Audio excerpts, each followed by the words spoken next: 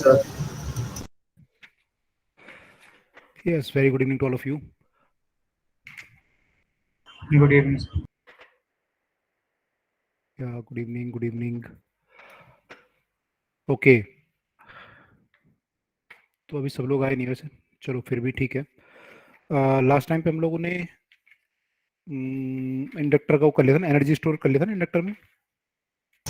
Yes, sir. Last topic. बाकी है आपका induce electric field, eddy current और फिर ट्रांजिट करंट, एलआर सर्किट जो होता है ये बाकी है। उसके अलावा कुछ डिवाइसेस हैं इसमें। डिवाइस जो है हम लोग एसी पढ़ने के बाद पढ़ेंगे, तो इसमें जो भी बाकी है वो कर लेते हैं, which is induce current and this thing. तो तब तक बाकी लोग भी ज्वाइन करते हैं, क्वेश्चन कर लेते हैं तब तक।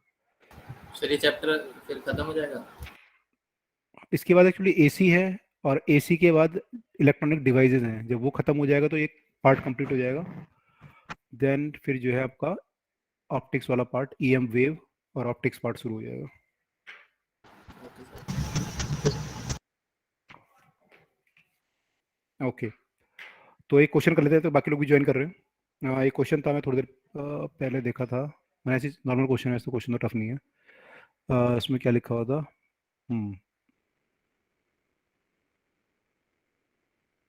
इसमें एक बल्ब था और एक और बल्ब था, दोनों सिमिलर बल्ब हैं। यहाँ पे ऊपर इंडक्टर लगा है, नीचे रेसिस्टर लगा है। ये एक बैटरी से कनेक्टेड है, और ये बल्ब मान लीजिए ए है और ये बी है। तो क्वेश्चन उसमें ये था कि जब हम स्विच ऑन करेंगे, मतलब यहाँ पे की है, तो if we switch on the circuit, तो पहले कौन ज़्यादा ब्राइट ग्लो करेगा, बाद में कौन करेगा, या दोनों सेम करेंगे? ऐसा क्वेश्चन था कि A will glow brighter first then B, या सर स्टार्टिंग में तो ए ग्लो करेगा, फिर बी ओके। करेगा। ओके, बाकी लोग, यस सर। बाकी लोग क्या बोलते हैं?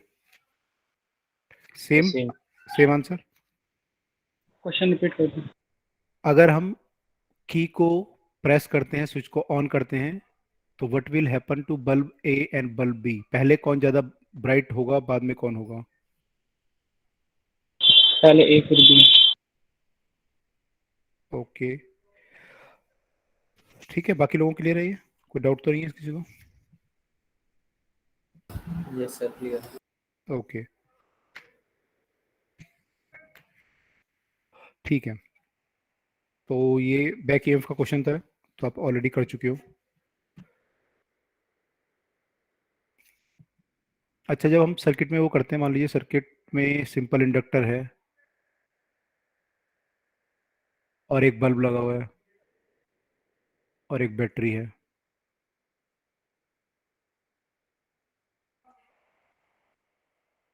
तो इसमें जो है बल्ब जो है ज़्यादा ग्लो कब करेगा? क्वेश्चन है कि मान लो एक आपने स्विच है, इसको आपने आप चेंज कर सकते हो, तो कब ज़्यादा ग्लो ग्लो करेगा? कि मीन्स आप इसको जब टैप करेंगे तब, उस टाइम पे, या फिर जब आप इसे रिमूव करेंगे स्विच को, की को ओपन करेंगे या की को क्लोज करेंगे, कौन, सर उनके बीच में जो इंटरवल होगा उसमें, या उसके बीच का इंटरवल होगा, उसमें क्या आंसर आएगा इसमें? सर बीच के इंटरवल में। अच्छा, बाकी लोग भी सोच लो थोड़ा।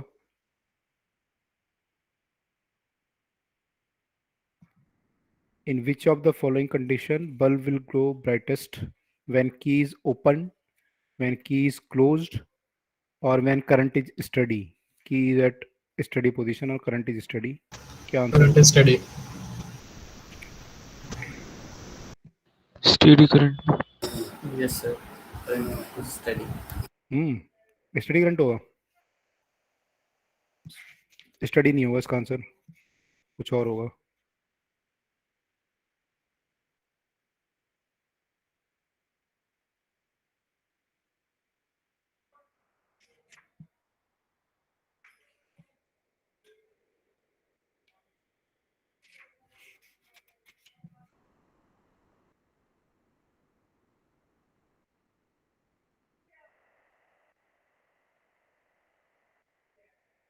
जब हम क्लोज करेंगे तो हम्म, जो करंट है एकदम से कम हो जाएगा इन मतलब बहुत ही कम टाइम में, तो उस टाइम हो सकता है।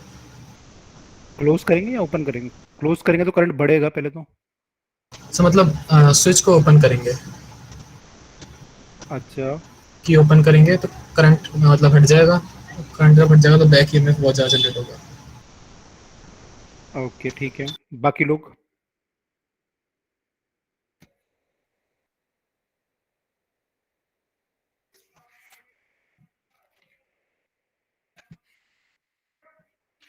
बाकी लोग भी सोच लो क्या आंसर आना चाहिए।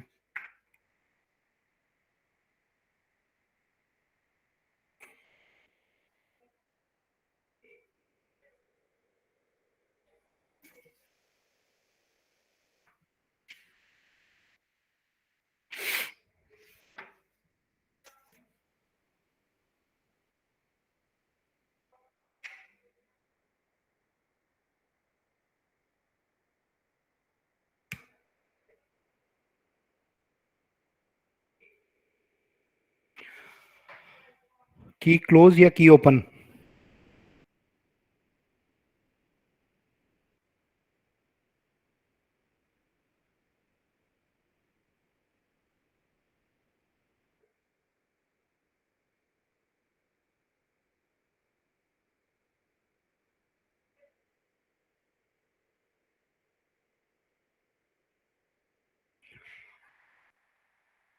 अगर हम की को ओपन करते हैं मतलब स्विच को खोलते हैं, पहले तो क्लोज करेंगे, मान लो क्लोज करेंगे, सर्किट कंप्लीट हो जाएगा। कंप्लीट हो जाएगा तो करंट फ्लो करेगा तो यहाँ से फ्लो करने लगेगा। तो ये इंडक्टर थोड़ा सा बैक ईएमएफ लगाएगा, इसमें बैक ईएमएफ लगाएगा तो इस करंट को कम कर देगा। करंट मान लो शुरू में 0.2 होना चाहिए था, तो 0.2 की जगह पे वो एक्चुअली 0.15 हो जाएगा। इतना फर्क पड़ेगा, यही फर्क पड़ेगा ना इसके बैक ईएमएफ लगाने से। तो करंट अगर मान लो, है ना, करंट अगर आपका मान लो एकदम से ऐसे बढ़ना चाहिए था, तो ऐसे बढ़ने की बजाय वो ऐसे बढ़ेगा, यही होगा। Yes sir. ठीक है। अब हम दूसरी बात कर रहे हैं की के ओपन करने की। ठीक है, जब की को ओपन करेंगे तो क्या होगा? की को ओपन करेंगे तो समय करंट मैक्सिमम पे होगा अपने पहले तो। तो जब स्टेडी स्टेट होगी तो करंट मैक्सिमम पे होगा। अब करंट को कम होने के लिए वो ऐसे कम होता मान लो, है ना। सर यहाँ से फिर डीके कर जाएगा वो। अब वो ऐसे होने की बजाय क्या होगा, थोड़ा सा ऐसे होगा, मैंने ऐसे होगा या ऐसे होगा। लेकिन जब स्टार्टिंग होगी यहाँ से यहाँ आने की, तो वो क्या होगा, करंट यहाँ पे जब आप की को ओपन करोगे तो करंट ईएमएफ किधर को लगेगा, इधर को लगेगा, सेम डायरेक्शन में इधर को करंट जा रहा होगा। तो एक करंट को क्या कर देगा, बढ़ा देगा पहले शुरू में। तो करंट की वैल्यू यहाँ से हो सकता है बढ़ जाए शुरू में, और फिर ये घटे ऐसे, ऐसे आएगा ग्राफ, ये ऐसे आएगा, मतलब टाइम के साथ थोड़ा टाइम ले लेगा जीरो होने में। लेकिन करंट की वैल्यू पहले बढ़ेगी। तो यहाँ पे आप देखोगे तो यहाँ पे कोई खास फर्क नहीं पड़ा। यहाँ पे करंट जीरो था, तो जीरो की जगह मैंने आपका करंट जो बढ़ना चाहिए था उसकी जगह पे थोड़ा कम हो रहा है।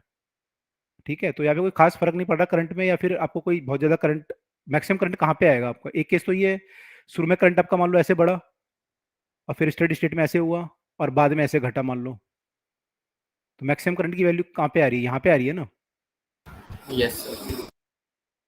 कंडीशन जो आ रही है मैक्सिमम करंट की, यहाँ यहीं पे आ रही है, यहाँ तो नहीं आ सकती स्टार्टिंग में। तो ये आंसर नहीं हो सकता, ये नहीं हो सकता, तो ये आंसर होगा। यानी कि जब हम क्या करेंगे इसको, सर ओपन। ओपन करेंगे जब, है ना। ठीक है चलो, तो ये तो खैर एक बेसिक कंसेप्ट थे। अब आ जाते हैं मेन टॉपिक जो हमारा था आज का। आई थिंक सब लोग आ चुके हैं अब। सर ये फर्स्ट वाला क्वेश्चन बता देंगे। फर्स्ट वाला क्वेश्चन तो ये था कि भाई यहाँ पे इंडक्टर लगा हुआ है और ये रेसिस्टर है। तो जब मैं की को चालू करूंगा, यहाँ पे जोड़ूंगा की को, तो करंट फ्लो करेगा। तो क्या हो गया, बैक ईएमएफ लगेगा ऊपर वाले में, यस सर। तो करंट यहाँ से चला जाएगा ज़्यादातर।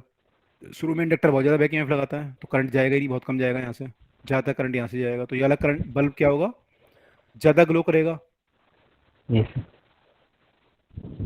लेकिन फाइनली क्या होगा, ऊपर जो है ऊपर रेसिस्टेंस है ही नहीं, जीरो जीरो है ऊपर रेजिस्टेंस। तो फाइनली क्या होगा कि जब स्टेडी स्टेट आएगी, इंडक्टर का ईएमएफ खत्म हो जाएगा, तो फिर क्या होगा, रेजिस्टेंस तो है ही नहीं, यहाँ पे जीरो रेजिस्टेंस है, केवल बल्ब का रेजिस्टेंस होगा अपना जो भी होगा। तो यहाँ से करंट है ज़्यादा पास करेगा, यहाँ पे डबल रेजिस्टेंस है, इसका भी है और बल्ब का भी है, तो यहाँ पे करंट कम पास करेगा। तो बाद में क्या होगा फाइनली कि B will glow less, sorry we will glow more. Sir वो तो फाइनल कंडीशन में होगा ना। हाँ मैंने धीरे धीरे कंडीशन आ जाएगी कि वो ज़्यादा ग्लो करने लगेगा। क्लियर हुआ पॉइंट? Yes sir. तो ये होगा, ठीक है। चलो अब आज का टॉपिक शुरू करते हैं। आज है इंड्यूस इलेक्ट्रिक फील्ड।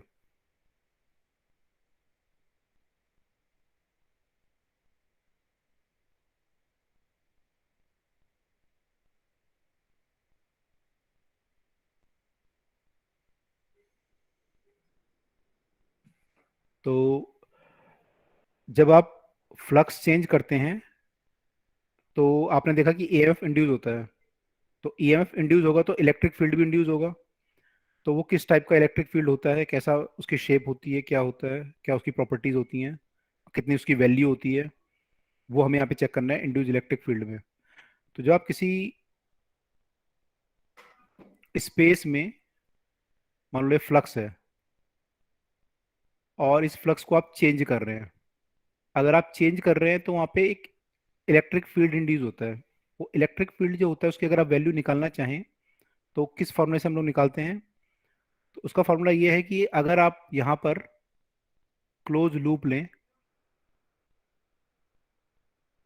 अगर हम क्लोज लूप लें और यहाँ पे हम ई डॉट डी एल निकालें, यहाँ पे जो इलेक्ट्रिक फील्ड होता है एक्चुअली ये ऐसे बनता है सर्कुलर टाइप का।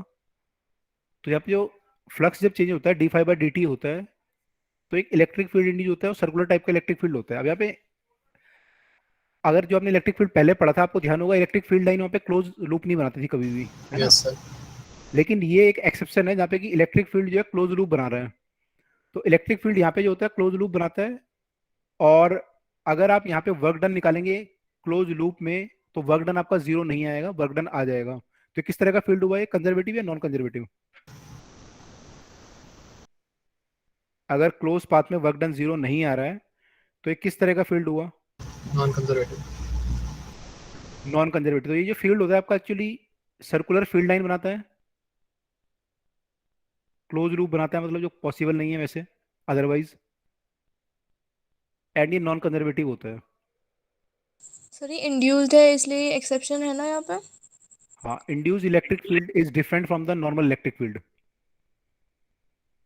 Yes sir. सर वो स्टार्टिंग एंड पॉइंट भी नहीं है। क्लोज लूप है, स्टार्टिंग एंड पॉइंट नहीं है इसका लाइन का, है ना। तो D five by D T जो आएगा वो आपके ई एफ के बराबर है, जो ई एफ इंड्यूस होगा। अब यहाँ पे अगर आपको इलेक्ट्रिक फील्ड निकालना है तो इलेक्ट्रिक फील्ड निकालने के लिए हमारा फॉर्मूला होता है, यहाँ पे यूज होता है E dot d l equal to d five by D T.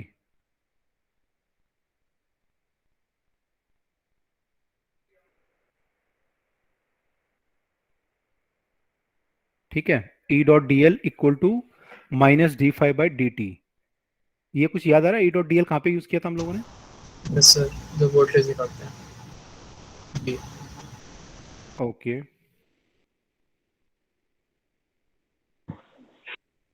वहाँ पे यूज किया था, ठीक है। चलो तो यहाँ पे जो ई डॉट डी एल की वैल्यू आएगी वो minus d five by D T आएगी। अब यहाँ पे D five by D T अगर आप निकालोगे, मान लो आपने ये लूप लिया एक सर्कुलर लूप, क्लोज लूप,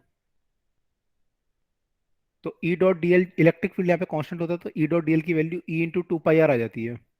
अगर आप आर डिस्टेंस पे एक लूप मान लो ये, तो E dot d l is E into two pi r. D five by D t की वैल्यू क्या आ जाएगी, d five by D t phi आपका जो होता है वो बी इंटू एरिया होता है। ठीक है, तो यहाँ पे एरिया तो कांस्टेंट है आपका, एरिया इज, अगर इस लूप की बात करें तो मान लो मैग्नेटिक फील्ड चेंज हो रहा है, एरिया कांस्टेंट है, तो D five by D t जब आप निकालोगे तो D five by D t यहाँ पे जो आएगा वो आएगा, एरिया बाहर आ जाएगा B d B by D t, यहाँ पे मैग्नेटिक फील्ड चेंज हो रहा है टाइम के साथ, तो A into d B by D t आएगा, तो ए हमारा जो होगा पाई आर स्क्वायर हो जाएगा into d B by D t. ठीक है, तो ये आपका d five by D t की वैल्यू आई। अब यहाँ पे अगर सॉल्व करोगे तो ई आपका जो आएगा, ई आपका आ जाएगा, कितना आ जाएगा, पाई से पाई कट जाएगा, एक आर से एक आर कट जाएगा, तो r by two d B by D t आया। तो E is proportional to r आया यहाँ पर, तो ई जो है प्रोपोर्शनल टू आर है आपका इस केस में। ठीक है, तो यहाँ पे जो इलेक्ट्रिक फील्ड की वैल्यू आप निकालोगे वो ये आएगी। Is it clear? Yes sir. Yes sir. Okay, ठीक है। अब मान लो यहाँ पर हमने इसको सॉल्व किया है, इस वाले को ही, उससे ही आया है। अच्छा, अब मान लो यहाँ पर मैं इस लूप को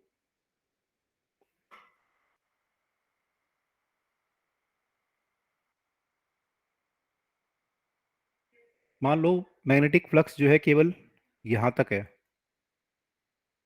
जो चेंज हो रहा है। ठीक है, तो आपने अभी जो लूप माना था वो इसके अंदर माना था जहाँ पे फील्ड था। अब मान लो मैं लूप को बाहर मान लूँ जहाँ फील्ड है ही नहीं, और यहाँ पे इलेक्ट्रिक फील्ड निकालने की कोशिश करूँ, तो अब भी फॉर्मूला सेम रहेगा, E dot d l equal to d five by D T. लेकिन अब क्या होगा, ये ई डॉट डी एल की जगह E into two pi r आएगा, और d five by D t जब हमने लिखा था तो एरिया बाहर था into d V by D t था। एरिया की जगह हमने पाई स्मॉल आर स्क्वायर लिखा था, लेकिन यहाँ पे हम क्या लिखेंगे, पाई इंटू कैपिटल आर का स्क्वायर। कैपिटल आर क्या है, ये वाली रेडियस है, this radius is capital R. तो जहाँ पे फील्ड है हमारा केवल हम वो एरिया लेंगे, तो वो एरिया कितना है, पाई आर स्क्वायर है। तो यहाँ पे मैं लिखूंगा pi r square d B by D T equal to E into two pi r. तो यहाँ से आपका जो इंड्यूस इलेक्ट्रिक फील्ड आएगा वो आपका आ जाएगा r square by two r d B by D t. अब अगर मैं बाहर जाता रहूंगा तो मेरा स्मॉल आर बढ़ता जाएगा, कैपिटल आर तो कांस्टेंट होगा, तो we can write electric field is inversely proportional to the r. Correct? Yes. Yes sir. Okay, तो अगर हम इसका ग्राफ देखें तो ग्राफ जो हमारा बनेगा इलेक्ट्रिक फील्ड का, अंदर जो बन रहा था डायरेक्टली प्रोपोर्शनल टू आर था, बाहर जो है inversely proportional to the r बन रहा है, तो ग्राफ कुछ ऐसा बनेगा। यहां से फिर ये ऐसा बन जाएगा।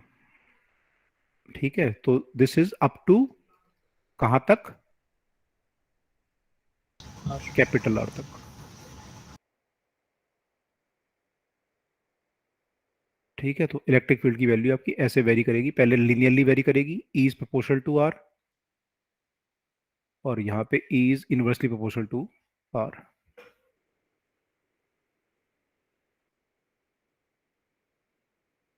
सर ये बीच में कैपिटल आर क्यों लिया है? भाई कैपिटल आर तक तो आप जो करोगे जब लूप बनाओगे तो वो इसके अंदर बनेगा, मैग्नेटिक फील्ड के अंदर। अगर आप यहाँ लूप बनाओगे तो कौन सा डेरिवेशन वैलिड होगा, ये वाला? तो इनसाइड में तो ये वाला है। ये वाला ना, क्योंकि यहाँ पे ये भी आर लिया, ये भी आर लिया। लेकिन अगर आप बाहर लूप बनाओगे जब, अब ये वाला डेरिवेशन करना पड़ेगा, तो उस केस में फिर ये आपका आएगा। इसलिए यहाँ पे डेरिवेशन चेंज हो रहा है आफ्टर आर, तो यहाँ तक अलग है और यहाँ तक अलग है, बिफोर आर और आफ्टर आर। ठीक है, तो नहीं आया समझ में। बिफोर आर तक आप ये वाला डेरिवेशन कर रहे हो, है ना, अंदर तक है ना? अंदर वाला। तो यहाँ पे क्या आ रहा है आपका, ई प्रोपोर्शनल टू आर आ रहा है। Yes sir. तो जब तक मैं लूप यहाँ बनाता जाऊंगा मेरा ई प्रोपोर्शनल टू आर आएगा। ठीक है, कहाँ तक, जीरो से लेके कैपिटल आर तक। जैसे आपने बाहर वाला स्मॉल आर लिया है, मैं वो सोची थी बाहर वाला कैपिटल आर है। नहीं समझ बाहर गई। वाला small r। ठीक ऐसे है, समझ गई। ओके।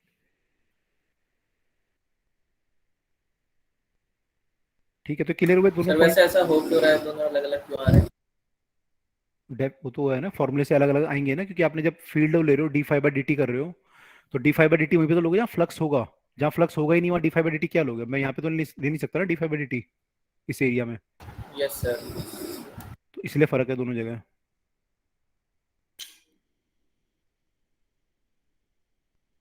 मैं ये पूछ रहा था यहाँ पे कि ये दोनों पॉइंट क्लियर हुए सबको? Yes sir. Yes sir. ठीक है, क्या यहाँ पे मैं इलेक्ट्रिक पोटेंशियल डिफाइन कर सकता हूँ?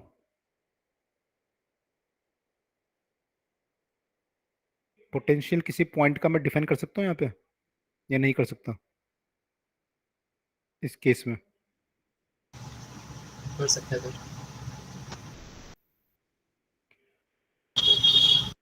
आपने ग्रेविटेशनल पोटेंशियल पढ़ा है, यस। इलेक्ट्रोस्टैटिक पोटेंशियल पढ़ा है, यस। फ्रिक्शन पोटेंशियल पढ़ा है? No sir. नहीं पढ़ा, क्यों नहीं पढ़ा? नॉन कंजर्वेटिव होता है। नॉन कंजर्वेटिव फील्ड में you can not define the potential. Potential केवल कंजर्वेटिव फील्ड के लिए डिफाइन होता है, ठीक है? ये नॉन कंजर्वेटिव फील्ड है, ठीक है? ये नॉन कंजर्वेटिव का केस है, तो ये नॉन कंजर्वेटिव फील्ड जब आपका होगा, ये नॉन कंजर्वेटिव का होगा, तो यहाँ पे potential is not defined, potential of a point is not defined. Sir non conservative field है, ये कैसे पता लगा दूं? उसके लिए यार कर्ल वगैरह निकाल के देखते हैं, उसका जीरो आ रहा है नहीं आ रहा। Okay sir, okay.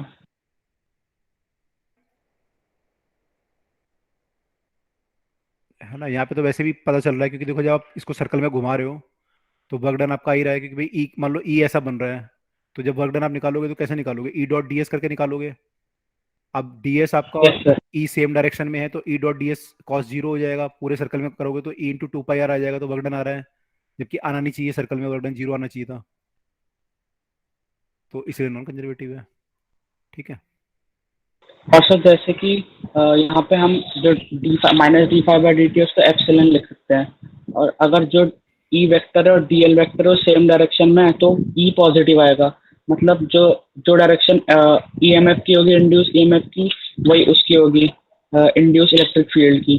और जैसे कि जो हम इलेक्ट्रिक फील्ड कहते थे, इलेक्ट्रिक फील्ड से अपोजिट जाने में वो पोटेंशियल घटता था, तो यहाँ हम ऐसा कुछ नहीं कर सकते ना? इलेक्ट्रिक फील्ड के अपोजिट, क्योंकि हाँ यहाँ पे हम डिफाइन नहीं कर सकते ना, कि हम पोटेंशियल डिफरेंस तो कर सकते हैं डिफाइन, कितना होगा। यहाँ पे आप बोल रहे हो कि अगर मैं यहाँ से अपोजिट जाऊं तो पोटेंशियल घटेगा या बढ़ेगा इलेक्ट्रिक फील्ड के अपोजिट।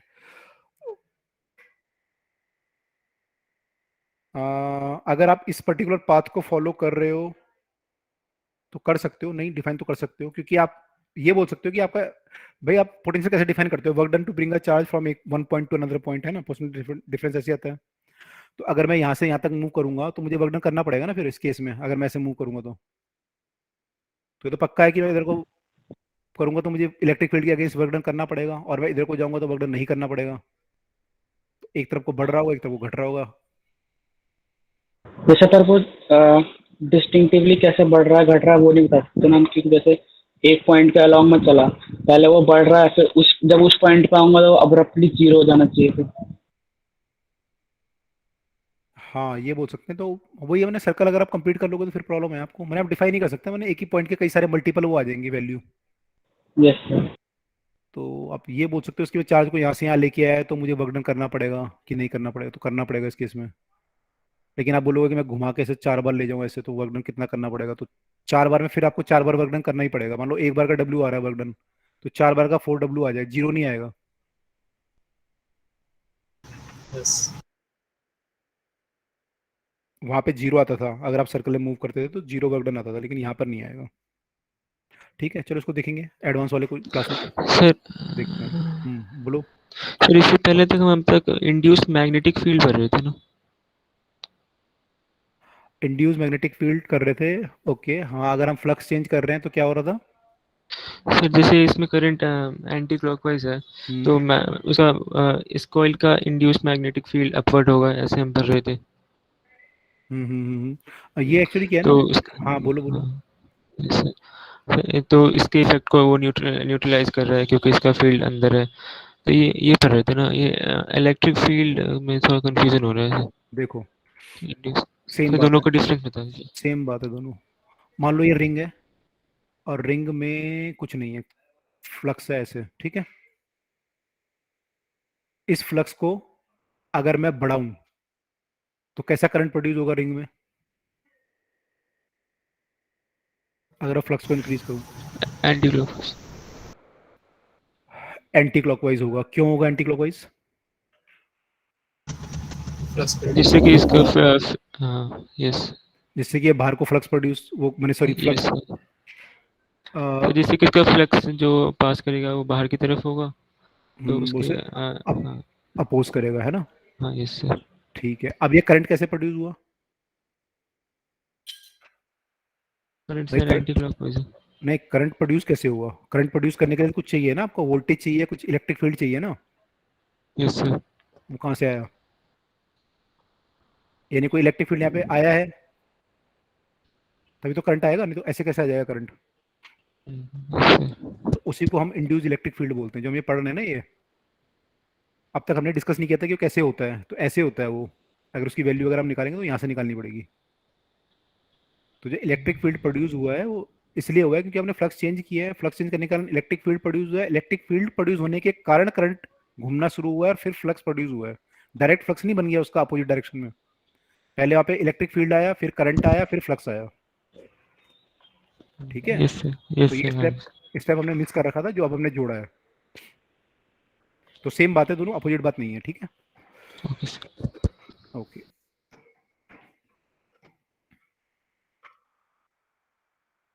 ठीक है, और किसी को डाउट कुछ? नो तो इसमें एक क्वेश्चन है कि एक flux, because of flux change as a result of magnetic flux linked to the closed loop as a result of change नहीं लिखा मैंने, अभी चेंज भी है। result of change of flux linked to the closed loop as shown in the figure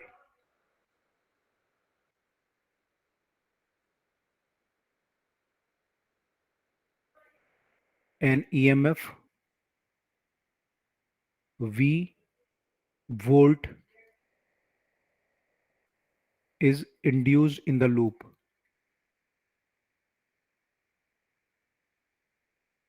V volt का EMF induce होता है, मतलब पूरे सर्कल में V वोल्ट का EMF इंड्यूस होता है।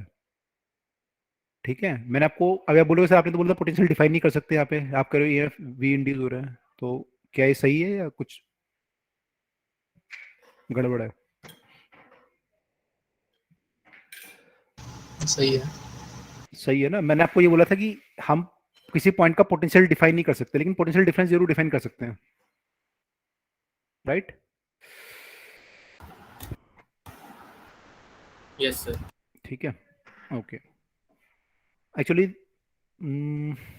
कंजर्वेटिव नॉन कंजर्वेटिव बताऊं थोड़ा सा आपको समझ में। अभी कई लोगों को क्लियर नहीं होगा कंजर्वेटिव नॉन कंजर्वेटिव ना, यहाँ पे थोड़ा सा समझ लो कि फ्रिक्शन में क्यों नहीं डिफाइन होता। देखो मान लो ग्रेविटेशन फोर्स है, तो ग्रेविटेशन फोर्स में जब आप किसी चीज को ऊपर लेके जाते हो, तो चाहे आप यहाँ से लेके जाओ, चाहे ऐसे लेके जाओ, और चाहे ऐसे लेके जाओ, वर्क डन सेम आता है। ये आपने पढ़ा होगा, डेरिवेशन भी किए होंगे। ऐसे लेके जाओ चाहे ऐसे लेके जाओ, वर्क डन सेम आता है, यस सर। है ना?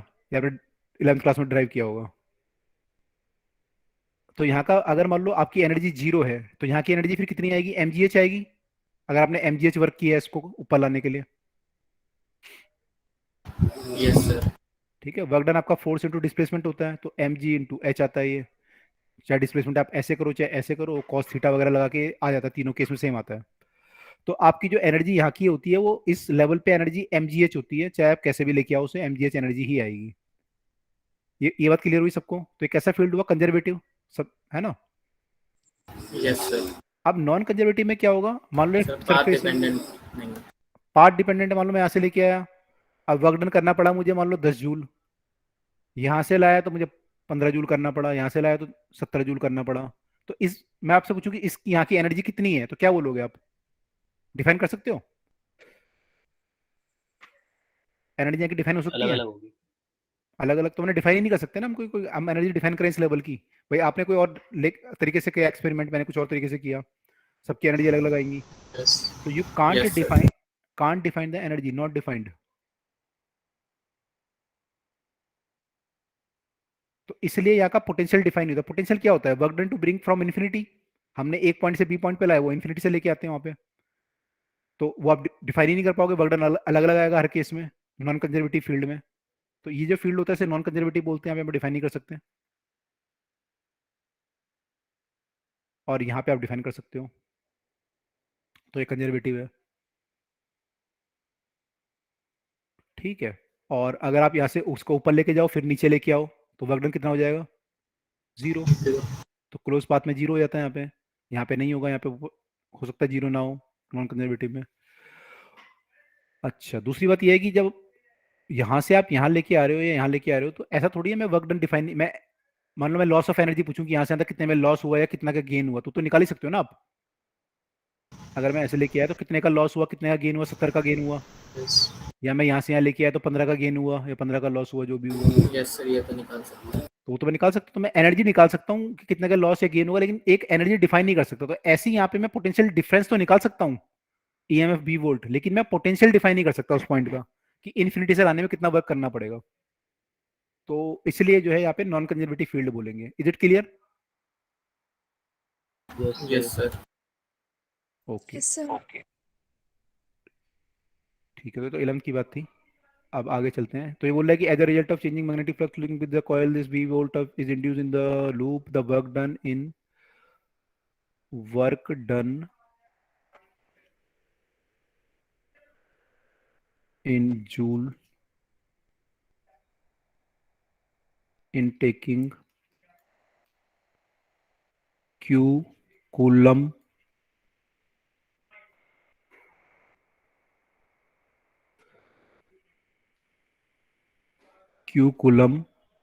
once along the path, कितना वर्क डन करना पड़ेगा? along the loop is qv 0 2qv qv by 2। क्या आंसर आएगा? As shown in the figure, figure चाहिए आपको? फिगर तो ऐसा बना हुआ है रैंडम सा।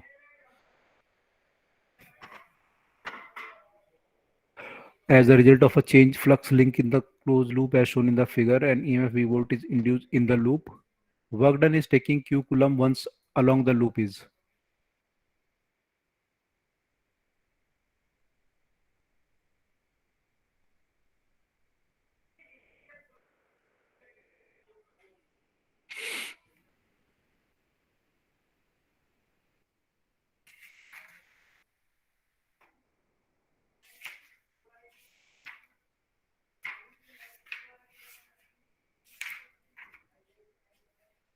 QV। Yes. QV should be the answer. Q into V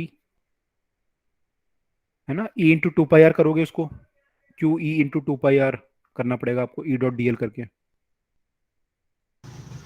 मतलब Q into V आना चाहिए सीधा। V वोल्ट का पोटेंशियल डिफरेंस है बस। आपको उसमें होता क्या, बच्चे आंसर 0 मार देते हैं कि क्लोज लूप में है तो 0 आंसर होना चाहिए, लेकिन ये नॉन कंजर्वेटिव फील्ड है तो यहाँ पे आंसर 0 नहीं आएगा, यहाँ पर आपका आंसर Q into V आएगा, सॉरी Q into V आएगा। Is it correct? समझ में आया सबको? क्यू वी आना है। अगर वो बोलता 2 बार लूप में घुमाना है मुझे, 2 चक्कर काटने, तो कितना आंसर आता? 2 क्यू वी आ जाता फिर, है ना। तो यहाँ पे आंसर 0 नहीं आएगा, आप जितने चक्कर काटोगे उस हिसाब से आंसर आएगा। I think this is clear to all of you. Yes yes sir. Sir. Okay, अब इसी पे बेस्ड एक अगला कंसेप्ट है which is known as eddies current. Eddy current, eddy आप समझते हो जो पानी में बनती है, भंवर बोलते हैं इसे, गोल गोल। तो एडी करंट, इसको फोकाल्ट करंट भी बोलते हैं। तो एडी करंट क्या होता है कि आपने भी देखा कि जब आप फ्लक्स चेंज कर रहे हो कहीं पर, तो मान लो एक प्लेट है मेटल की, कॉपर की, और इससे मैग्नेटिक फील्ड पास कर रहा है, आपने फ्लक्स चेंज किया तो फ्लक्स चेंज करोगे तो क्या होगा, इंड्यूस इलेक्ट्रिक फील्ड प्रोड्यूस हो जाएगा, yes yes sir. Induce electric field produce हो जाएगा, और इलेक्ट्रिक फील्ड जो प्रोड्यूस होगा वो गोल गोल सर्कल बनाएगा, तो उसमें क्या होगा कि गोल गोल सर्कल में इलेक्ट्रिक फील्ड प्रोड्यूस हो जाएंगे, तो फिर यहाँ करंट फ्लो भी होने लगेगा ऐसे, यस है ना, क्लॉकवाइज या एंटी क्लॉकवाइज, हो सकता है डायरेक्शन में गलत बना रहा हूँ, मैंने चेक नहीं किया कौन सी डायरेक्शन होनी चाहिए। फ्लक्स घटेगा या बढ़ेगा उस पर डिपेंड करेगा वैसे तो, ठीक है। तो करंट ऐसे प्रोड्यूस, इस पे करंट होने लगेगा बहुत सारा प्रोड्यूस हर एक गोले में ऐसे करके, तो you will have many concentric currents, current loop in fact.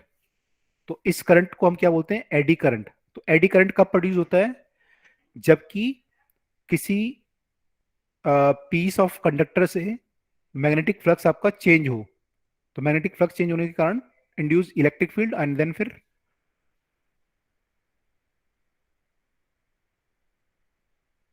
changing flux gives you induced electric field,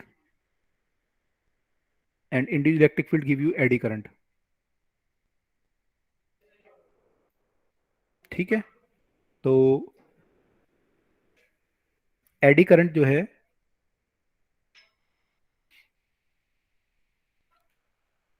it is the current induced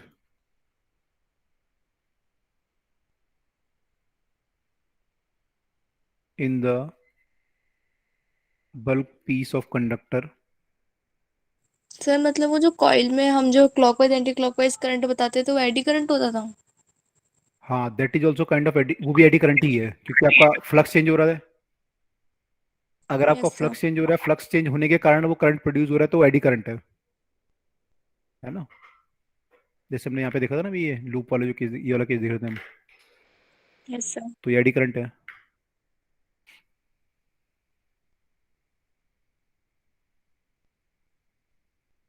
तो it is the current induce in the bulk piece of conductor, लिख दिया मैंने, current नहीं, conductor,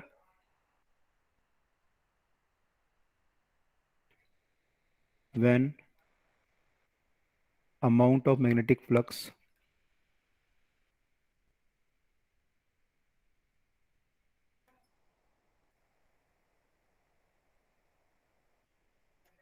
linked with the conductor changes। तो जब भी flux change होगा तो ये करंट प्रोड्यूस होगा। तो फ्लक्स चेंज कई कारण से हो सकता है, हमने पहले भी देखा था कि आप या तो फील्ड की वैल्यू चेंज कर रहे हो, या आप मैग्नेट को दूर लेके जा रहे हो, पास लेके आ रहे हो, या फिर आप मेटल की प्लेट को मूव कर रहे हो, तो कई कारण से फ्लक्स चेंज हो सकता है। तो in all that cases you will see a production of eddy current which are circular in this case, ठीक है। अब इसको प्रूव करने के लिए, इसको फोकाल्ट करंट भी बोलते हैं। फोकाल्ट जो एक साइंटिस्ट थे जिन्होंने एक्सपेरिमेंट किया था, तो फोकाल्ट करंट भी कई बार इसे बोलते हैं।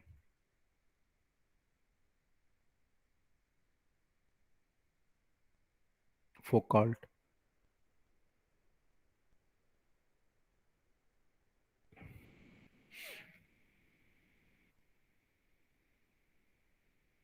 Okay yes sir. Yes okay. अब देखो उसका एक्सपेरिमेंटल डेमोन्स्ट्रेशन कैसे हम करते हैं, एक्सपेरिमेंटली कैसे एडी करंट को चेक किया। तो कई सारी मैंने वो हैं, इसके एक्सपेरिमेंट कर सकते हो आप चेक करने के लिए। तो उसमें क्या होता है, जैसे मान लो आपने कोई एक सॉलिनॉइड टाइप की चीज ले ली,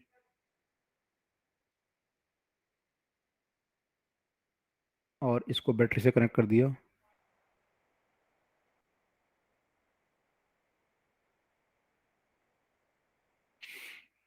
ऐसे कर दिया, ठीक है। और ये एक ऐसे कोई रॉड है। अब इस रॉड के ऊपर आपने एक छोटा सा लाइट मेटल डिस्क रखा है, एक है ना, डिस्क है ये, मेटेलिक डिस्क। तो क्या होगा, जब आप इसमें करंट प्रोड्यूस करोगे, तो करंट प्रोड्यूस करोगे तो इसमें फ्लक्स प्रोड्यूस होगा यहाँ से, और जो फ्लक्स प्रोड्यूस होगा वो फ्लक्स चेंज होगा जब आप करंट इसमें वो करोगे, वेरी कराओगे, तो करंट फ्लक्स चेंज होगा। फ्लक्स अगर चेंज हुआ है यहाँ से, तो इसमें भी फ्लक्स चेंज होगा, इसके जो थ्रू फ्लक्स पास कर रहा होगा वो चेंज होगा, और अगर फ्लक्स चेंज होगा तो ये करंट इंड्यूस करेगा, तो करंट जो होगा लेंज लॉ के अकॉर्डिंग ऐसा इंड्यूस होगा जिस फ्लक्स को अपोज करेगा, तो यहाँ पे भी एडी करंट प्रोड्यूस होंगे, और फिर ये क्या होंगे आपस में रिपेल करेंगे दोनों के दोनों, ये वाला फ्लक्स और ये वाला फ्लक्स आपस में रिपेल करेगा, तो ये मेटेलिक डिस्क क्या होगी, ऊपर को उड़ जाएगी। जैसे आप करंट चालू करोगे तो ये क्या होगा, ये it will be thrown up in the air, और ये सेम चीज होगी अगर आप की को क्लोज करोगे तब भी ये होगा, ओपन करोगे तब भी ये होगा, क्योंकि दोनों केस में ये अपोजिट वो बनाएगा अपना फ्लक्स। लेकिन कैसे बनाएगा, जब फ्लक्स चेंज होगा तो इससे भी फ्लक्स चेंज होगा, इससे फ्लक्स चेंज होगा तो इसमें इंड्यूस इलेक्ट्रिक फील्ड प्रोड्यूस होगा, उससे फिर एडी करंट प्रोड्यूस होंगे, और फिर ये सब चीजें होंगी। एडी करंट से फिर इसका फ्लक्स बनेगा। इसका फ्लक्स कैसे बनता है, एडी करंट के कारण तो बनता होगा इसका फ्लक्स भी, जो आप फ्लक्स बनाते हो उसका ऐसे, यस सर। तो है ना, तो एडी करंट के कारण बनेगा, तो एडी करंट पहले प्रोड्यूस होंगे फिर फ्लक्स प्रोड्यूस होगा। डायरेक्ट फ्लक्स प्रोड्यूस नहीं होता, अब तक हमने चीजें डिस्कस नहीं की थी, हम डायरेक्ट बोलते थे कि फ्लक्स प्रोड्यूस हो रहा है, लेकिन वो कैसे हो रहा है, तो वो ऐसे हो रहा है। सर जो ऑपोजिंग ठीक है, वाला क्लियर हुआ ये? सर ऑपोजिंग वाला ना। जो अपोजिंग वाला है, यस सर। हाँ अपोजिंग वाला फ्लक्स जो ऊपर ये डिस्क का बन रहा है, नीचे वाला तो आप करंट से कर ही रहे हो प्रोड्यूस, नीचे वाला तो उसके कारण बन रहा है फ्लक्स आपका ऐसे, यस सर। लेकिन जो ऊपर वाला बन रहा है वो यहाँ पे इंड्यूस एडी करंट के कारण बन रहा है। ठीक है, सर एक बार मेटालिक डिस्क का दोबारा बता दीजिएगा। देखो ये डिस्क जो रखी हुई है ये न्यूट्रल है, इसमें कोई करंट नहीं है, कुछ नहीं है ना। अब अगर मान लो माइक ऑफ कर दो, आपको अगर वो हो रहा है ना, वो इको हो रही है आवाज। अच्छा, तो मैं कह रहा था कि जब मान लो आपका जो आप इससे फ्लक्स चेंज करो, अगर तो फ्लक्स कैसे चेंज करोगे, अगर आप नीचे वाली कॉइल पे करंट प्रोड्यूस करोगे तो उसका फ्लक्स बनेगा, तो वो बढ़ेगा इससे। तो अगर आप नीचे वाली कॉइल पे करंट प्रोड्यूस करते हो तो उसका फ्लक्स जो होगा पास कर रहा होगा तो बढ़ जाएगा इससे। तो जब वो फ्लक्स चेंज होगा इस डिस्क से, तो ये डिस्क मेटेलिक है, तो उसमें इंड्यूस मैंने इलेक्ट्रिक फील्ड तो इंड्यूस होगा ही होगा, चाहे मेटेलिक हो या नॉन मेटेलिक हो, तो इलेक्ट्रिक फील्ड एक इंड्यूस हो जाएगा पहले तो। अब इलेक्ट्रिक फील्ड इंड्यूस होगा, ये मेटेलिक है तो करंट भी इंड्यूस हो जाएगा इसमें, तो इसमें इलेक्ट्रिक फील्ड इंड्यूस होंगे पहले, और फिर सेम डायरेक्शन में करंट भी इंड्यूस हो जाएगा। तो करंट जो इंड्यूस होगा, फिर आपको पता है सर्कल में कोई करंट घूमता है तो अपना फ्लक्स प्रोड्यूस करता है, तो वो फिर फ्लक्स प्रोड्यूस करने लगेंगे। अब वो फ्लक्स फिर इस फ्लक्स को अपोज करेगा, तो आपस में इनका रिपल्सन हो जाएगा और ये डिस्क आपकी ऊपर फ्लाई कर जाएगी। क्लियर हुआ? सर इस वाले में एक्सपेरिमेंट में जब हम स्विच को क्लोज और ओपन करते हैं तब तो डिस्क फ्लाई कर जाती है, लेकिन जब करंट स्टेडी स्टेट में होगा तो ये एज अ इलेक्ट्रोमैग्नेट बिहेव करेगा ना, फिर अट्रैक्ट करेगा मेटल के पीस को। हाँ, अगर हाँ इलेक्ट्रोमैग्नेट की तरह बिहेव करेगा बिल्कुल, क्योंकि इसमें तो फिर एडी करंट प्रोड्यूस नहीं होंगे ना उस केस में। अगर आपका फ्लक्स चेंज नहीं हो रहा तो प्रोड्यूस नहीं होगा, तो एक मेटल पीस बन जाएगा केवल ये, और ये आपका एक मैग्नेट की तरह होगा तो अट्रैक्ट करेगा उसे।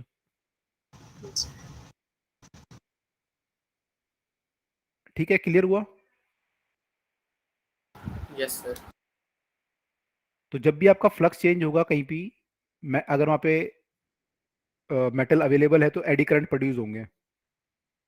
एक और एग्जांपल देख लेते हैं, एक और एक्सपेरिमेंट देख लेते हैं। मतलब उसमें क्या होता है कि जैसे मान लो आपकी कोई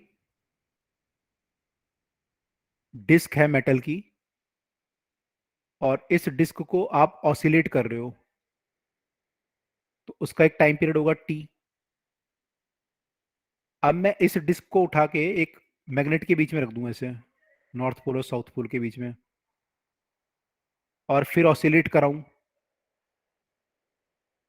तो अब क्या होगा, जब ये ऑसिलेट करेगा तो यहाँ मैग्नेटिक फील्ड के अंदर ऑसिलेट कर रहा है, तो मैग्नेटिक फील्ड के अंदर ऑसिलेट करेगा, तो जब ये इधर उधर जाएगा तो फ्लक्स का चेंज होगा, जब डिस्क इधर को जाएगा तो फ्लक्स चेंज होगा इसका, ये इधर को आएगा तो फ्लक्स चेंज होगा। फ्लक्स चेंज होने के कारण इसमें इंड्यूस इलेक्ट्रिक फील्ड होगा, और इलेक्ट्रिक फील्ड इंड्यूस होने के कारण इसमें करंट इंड्यूस होगा, जो कि अपोजिट फ्लक्स बनाएगा। तो अगर मान लो इसका फ्लक्स इधर को है और ये डिस्क इधर को जा रही है ऐसे, तो फिर ये अपोजिट फ्लक्स बनाने लग जाएगा अपना इधर को सेम डायरेक्शन में, तो इसको अपोज करने लगेगा। जब ये इधर को जाएगा तो फिर ये इसको अपोज करने लग जाएगा, तो मान लो ऐसा फ्लक्स है तो ऐसा बनाने लग जाएगा अपना फ्लक्स, तो इस केस में भी अपोज करेगा। तो इसका जो मोशन है वो कैसा हो जाएगा, माने और ज्यादा बढ़ जाएगा या डैम्प हो जाएगा? बढ़ जाएगा। भाई जब ये इधर को जा रहा है तो ये इसको अपोज कर रहा है, माने इससे रिपेल हो रहा है ये, और जा इधर को रहा है, तो इसका मोशन डैम्प होगा या एनहांस होगा? सर वैसे इस वाले केस के अंदर जब वो पोल्स के पास आ रहा होगा तो वो रिपेल करेंगे, मतलब पोल्स उसे। बिल्कुल। लेकिन जब वो उसके अवे जा रहा होगा तो वो दोबारा अट्रैक्ट भी करेंगे। अट्रैक्ट करेंगे, बिल्कुल। तो सर हम कैसे पता लगाएंगे कि अट्रैक्शन ज्यादा है रिपल्शन ज्यादा है? नहीं, दोनों मान लो बराबर है, तब भी क्या होगा? एनहांस होगा या क्या होगा? डैम्पिंग होगी, एनहांस होगा? डैम्पिंग। डैम्पिंग होगी ना भाई। ये मान लो कोई पेंडुलम है, अब पेंडुलम इधर को जा रहा है और आप इधर को फोर्स लगा रहे हो इसको जा। तो एक्स्ट्रा एनर्जी तो कहीं से आने लगती है ना। हाँ बिल्कुल, तो आप क्या कर रहे हो, आप अपोजिट इसको कर रहे हो मोशन को। जब इधर को जा रहा है तो आप इधर को फोर्स लगा रहे हो इसको, या एयर इधर को फोर्स लगा रही है, तो डैम्पिंग होगी या एक्सेलेरेट होगा मोशन? डैम्पिंग। डैम्पिंग होगी। अब सिमिलरली मान लो पेंडुलम जब यहाँ पे था, अब इसको यहाँ जाना है, आप जाने नहीं दे रहे, आप इधर को फोर्स लगा रहे हो, तो अभी आराम से जाएगा या मुश्किल से जाएगा? डिफिकल्टी होगी इसको, डिफिकल्टी होगी। डिफिकल्टी होगी ना यहाँ जाने में। तो इस केसेस में, दोनों केसेस में क्या हो रहा है, डैम्पिंग हो रही है। तो ये इसको सपोर्ट नहीं कर रहा, मोशन को डैम्प कर रहा है। तो अगर आप इसको मैग्नेटिक फील्ड के अंदर रखोगे तो आपका जो टाइम पीरियड होगा बने डैम्प करेगा, डैम्पिंग होगी आपकी, है ना? होगा या नहीं होगी? होगी सर। Yes sir. तो ये आराम से ऑसिलेट नहीं करने देगा। ठीक है, तो यहाँ पे जब भी आपका इसके अंदर जो जब मूव करता है तो आपकी डैम्पिंग काफी ज्यादा हो जाती है, तो ये आराम से ऑसिलेट नहीं करने देता। ठीक है, तो यहाँ पे यस डैम्पिंग, सर। डैम्पिंग आ जाएगी आपकी। सर डैम्पिंग का मतलब ऑपोजिशन? डैम्पिंग का मतलब कि उसका मोशन धीरे धीरे कम होता जाएगा। जैसे मान लो आपका जो, अगर आप ग्राफ बनाते इसके डिस्प्लेसमेंट का, तो ऐसे बनना चाहिए था, लेकिन जब डैम्प्ड मोशन होता है तो ग्राफ कैसा बनता है फिर? ऐसे, मैंने उसका धीरे धीरे। करता है वो धीरे धीरे कम होता जाता है फिर। हाँ, तो पहले मान लो 5 सेंटीमीटर, मान लो 20 डिग्री का एंगल बना रहा था, अगली बार वो जब मोशन करेगा 18 डिग्री का एंगल बनाएगा, अगली बार 17 का बनाएगा, फिर घटते घटते जीरो हो जाएगा, रात में लास्ट में रुक जाएगा, तो डैम्प्ड मोशन हो जाएगा। ठीक है, यस सर। सर ये इसी एक्सपेरिमेंट का नेक्स्ट पार्ट है, अगला एक्सपेरिमेंट था? ये एक्सपेरिमेंट 2 था। सर इसका कुछ नहीं है फिर? इसका नाम कुछ ऐसा नाम नहीं है, ये metallic plate inside a magnetic field बोल सकते हो, ऑसिलेशन ऑफ मैग्नेट या vibration of metallic plate.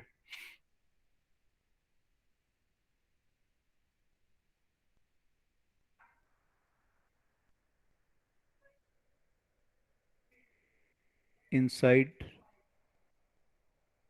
A magnetic field. ठीक है, क्लियर हुआ? Yes sir. अच्छा।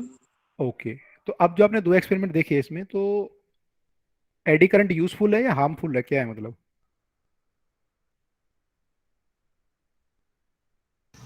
सो डिपेंड करता है कौन सिचुएशन है। ओके, तो मतलब दोनों है? Yes sir. यस तो सर। दोनों है, ये फ्रिक्शन की तरह है। यस सर, फ्रिक्शन की तरह। यूजफुल भी है और हार्मफुल भी है।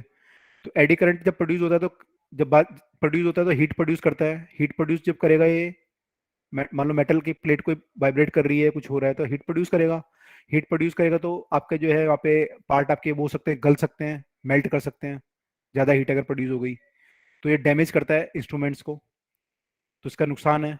फायदा इसका ये है कि कई बार आपको डैम्पिंग करनी होती है, आपको रिक्वायर्ड होता है कि आप डैम्प करो, तो वहाँ पे डैम्पिंग करने के लिए, ट्रेन को रोकने के लिए या कुछ और काम करने के लिए आप जो है इसको यूज़ कर सकते हो।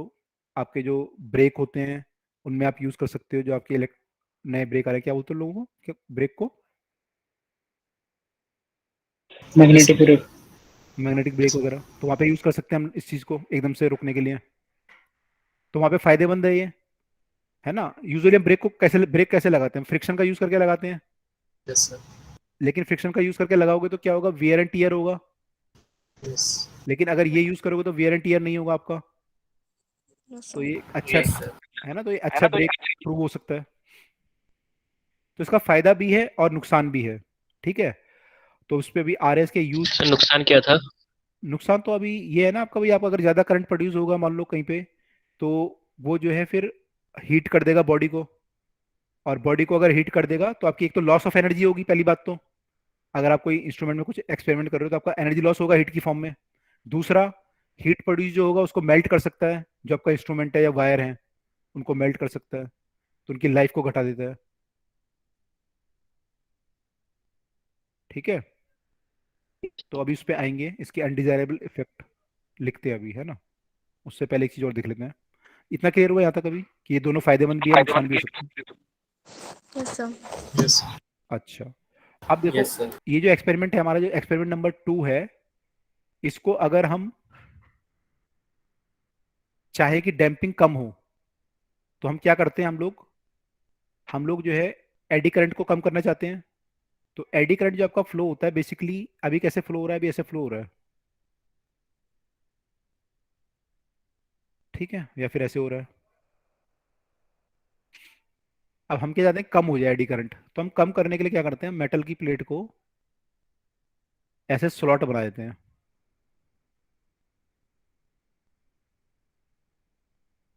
उससे क्या होता है, उससे ये होता है कि जो आपका बाहर वाला एडी करंट है या बाकी एडी करंट है उनको ऐसे घूम के आना पड़ेगा।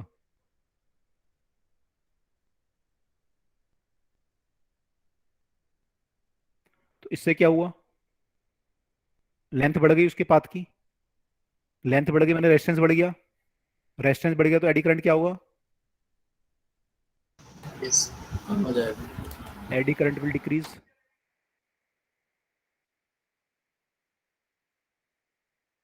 तो एडी करंट कम हो जाएगा। तो अगर आप ऐसा कोई केस लेंगे, स्लॉट बनाएंगे, तो एडी करंट जो है कम हो जाएगा। ठीक है, तो एडी करंट जो है, तो मतलब जितना ज़्यादा स्लॉट बढ़ाएंगे उतना कम हो जाएगा। जितना ज़्यादा स्लॉट बनाएंगे उतना एडी करंट कम होता जाएगा, है ना। Yes sir. तो उसका जो मैग्नेटिक मूवमेंट होगा वो भी कम हो जाएगा इनफैक्ट। जब आप ऐसा करोगे, इसका एरिया कम हो गया ना लूप का, पहले तो एरिया इतना था इसका, ऐसे आ रहा था करंट आपका, तो मैग्नेटिक मूवमेंट कितना होगा इसका, एम कितना होगा, आई into area.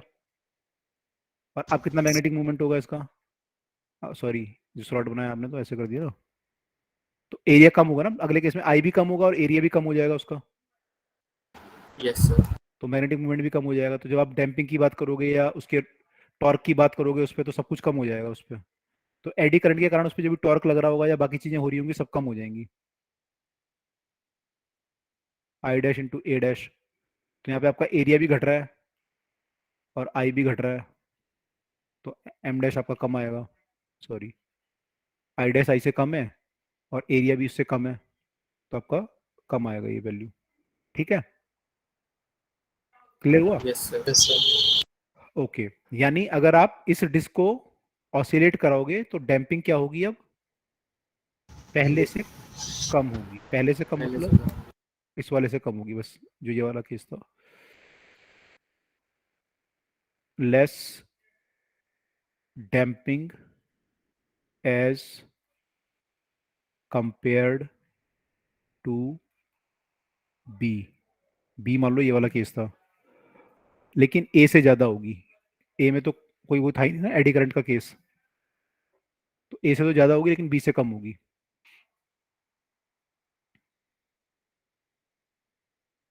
But more than ए, ये तो ऑब्वियसली होगा। सर ऐसा कर सकते हैं, नेग्लिजिबल डैम्पिंग हो जाए। हाँ मतलब जितना आप स्लॉट बढ़ाते जाओगे तो डैम्पिंग कम होती जाएगी, और डिपेंड करता है कैसा आपका वो है। अभी देखो और तरीके भी दिखाएंगे इसमें डैम्पिंग में, और क्या फर्क, क्या कर सकते हो आप, है ना, अभी उस पर भी आएंगे। ठीक है, तो क्लियर हुआ, यहाँ तक क्लियर हुआ सबको, एडी यस करंट कम कैसे करने हैं। सर ए वाला दिखाइएगा एक बार। ए वाला केस था जब कोई मैग्नेटिक फील्ड नहीं था, केवल डिस्क ऐसी ऑसिलेट कर रही थी। Okay sir.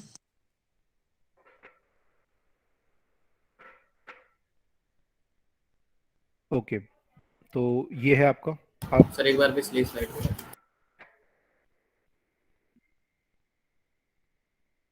Done sir. Okay, तो एडी करंट की एप्लीकेशंस क्या हैं पहले देख लेते हैं, फिर उनके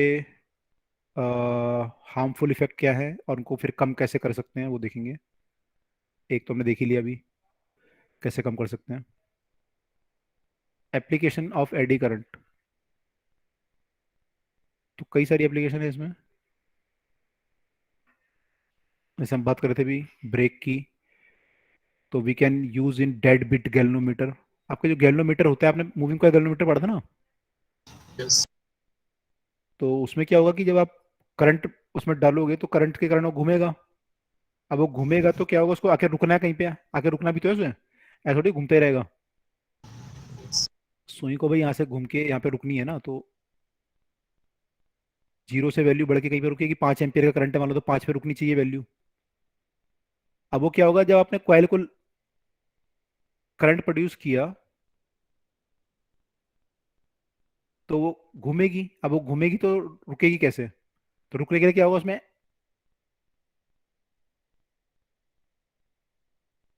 मान लो ऐसा रखा हुआ है आपने, करंट प्रोड्यूस किया उसके कारण वो घूमी। अब घूमेगी तो उसमें क्या होगा कि जब आप फ्लक्स चेंज होगा तो फ्लक्स चेंज होने के कारण क्या होगा, एडी करंट प्रोड्यूस होगा। यस तो एडी करंट क्या होगा, डैम्पिंग प्रोड्यूस करेगा। यस तो यस डैम्प, सर। तो वो एक जगह पे आके डैम्प होकर रुक जाएगी फाइनली, यहाँ पे सुई थोड़ा सा वाइब्रेट करके ऐसे रुक जाएगी। अगर मान लो ये ऐसा ना होता तो क्या होता है, वाइब्रेट ही करती रहती बार बार, रुकती नहीं यहाँ पे आके, है ना। ये कहाँ पे आके रुकती है, जहाँ पे आपका टॉर्क इक्वल हो जाता है ना, जहाँ पे आपका टॉर्क जो है बराबर हो जाता है, इसका जो वायर का टॉर्क है और जो बाहर करंट का टॉर्क है टॉर्शन फोर्स वो बराबर हो जाता है आपस में, टॉर्शन फोर्स और ये, तो वहाँ पे रुकती है। लेकिन होगा क्या कि यहाँ पे रुकेगी तो, लेकिन फिर क्या होगा, वो अपने इक्विलिब्रियम पोजीशन से आगे चली जाएगी थोड़ा, इस साइड को मान लो, फिर वो दोबारा वापस आएगी, फिर से आगे निकल जाएगी ऐसे, तो ऐसे रुक चली जाएगी फिर, जैसे पेंडुलम में होता है। तो उसे रुकते रुकते बहुत टाइम लग जाएगा अपनी जगह पे रुकने में, मीन पोजीशन पे। लेकिन एडी करंट के कारण क्या होता है कि उसकी डैम्पिंग हो जाती है, और डैम्पिंग होने के कारण क्या होता है, वो तुरंत से अपनी जगह पर रुक जाता है। तो इसको हम बोलते हैं डेड बीट गैल्वेनोमीटर, जो कि एकदम से डेड हो जाता है, मतलब अपनी जगह पे आके जो उसकी वैल्यू है वहां पे आके सुई रुक जाती है। सर एकदम से कैसे होगा, मैंने जब एकदम से तक वो नहीं होगा टाइम एडी कम, करंट। हाँ टाइम कम लेगा ना, मतलब मान लो पहले अगर मान लो 10⁻³ ले रहा था, तो अब 10⁻⁵ ले लेगा, या -6 ले लेगा, बहुत और कम सर टाइम अभी लेगा। तो डैम्पिंग की वजह से एकदम से भी हो सकता है। हाँ मतलब कुछ टाइम तो लेगा, लेकिन मैंने बहुत कम लेगा, आपको पता भी नहीं चलेगा, तो वो पहले टॉक वाले से तो कम लेगा। उससे कम लेगा, है ना। या हो सकता है 1 सेकंड ले रहा हो, 2 सेकंड ले रहा हो, ये जो है माइक्रो सेकंड में बंद कर दे या मिनी सेकंड में बंद कर दे, तो फर्क आपको तो फायदा है, इतना तो हमें फर्क नहीं पड़ता। अगर मान लो माइक्रो सेकंड में कर दिया तो हमारी आंख तो इतनी सेंसिटिव नहीं है ना, तो हमें लगेगा रुक गया एकदम से फटाफट से। तो इसकी जो सर पहली है ना, पहली एप्लीकेशन है वो ये है डेड बिट गैल्वेनोमीटर, राइट। ये क्लियर हुआ सबको। Yes sir. ओके, सिमिलरली आपने देखा कि एडी करंट जो है बहुत ज्यादा हीट प्रोड्यूस करते हैं, तो we can use this to produce the heat in induction furnace.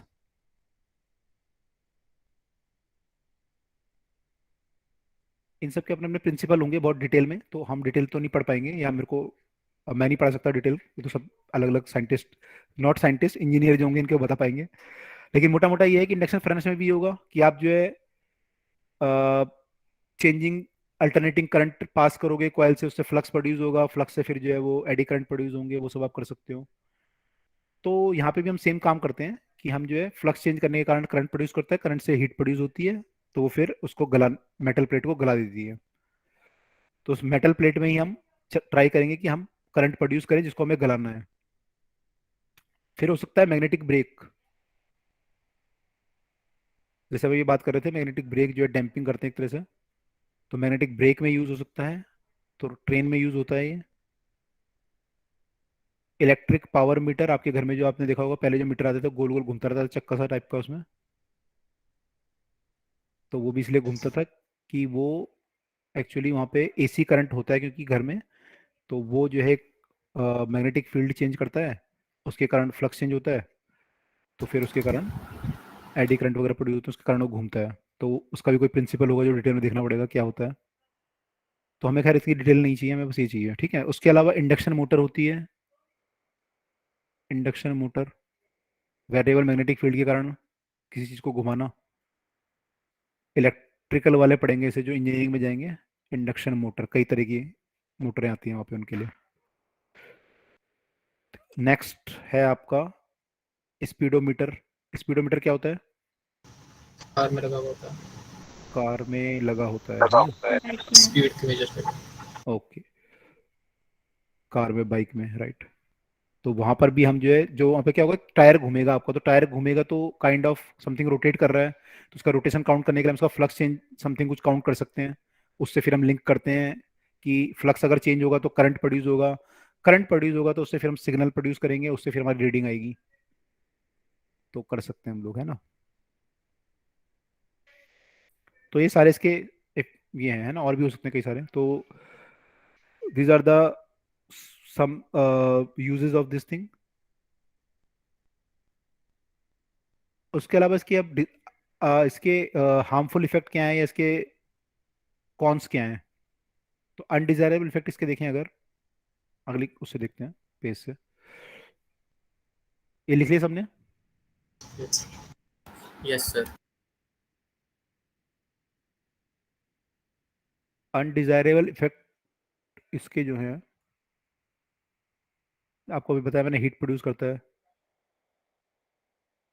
Damping produce करता है, अपोजेस रिलेटिव मोशन, तो आराम से कोई आप कुछ कर रहे हो तो उसको अपोज करेगा, डैम्पिंग वगैरह करेगा। Loss of energy in form of heat,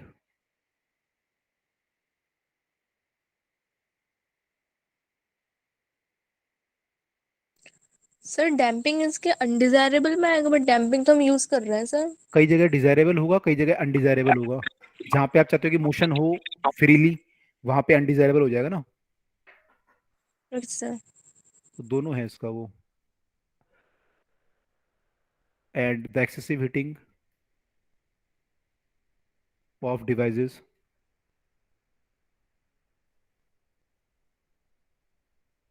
तो आपने जो लोग, आप लोगों को खैर नहीं पता होगा, पहले जो ट्रांसफार्मर वगैरह होते थे बार बार जलते रहते थे एरिया के, यस सर। है ना। तो बार बार खबर आती थी कि ट्रांसफार्मर जल गया और अब Yes, sir. लाइट लाइट नहीं आएगी।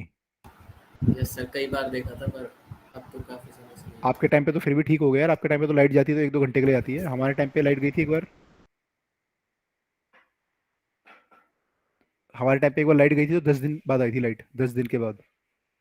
और उस टाइम पे शायद इन्वर्टर भी नहीं होते थे। 1 मिनट यार, ये बंद हो गया गलती से, जस्ट अ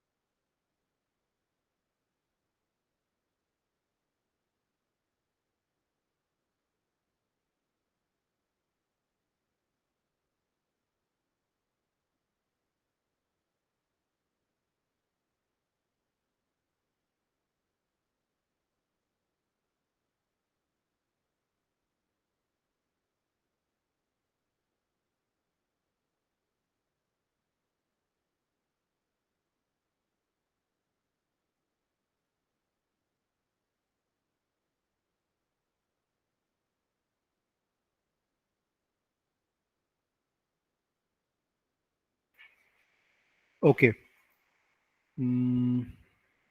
यस,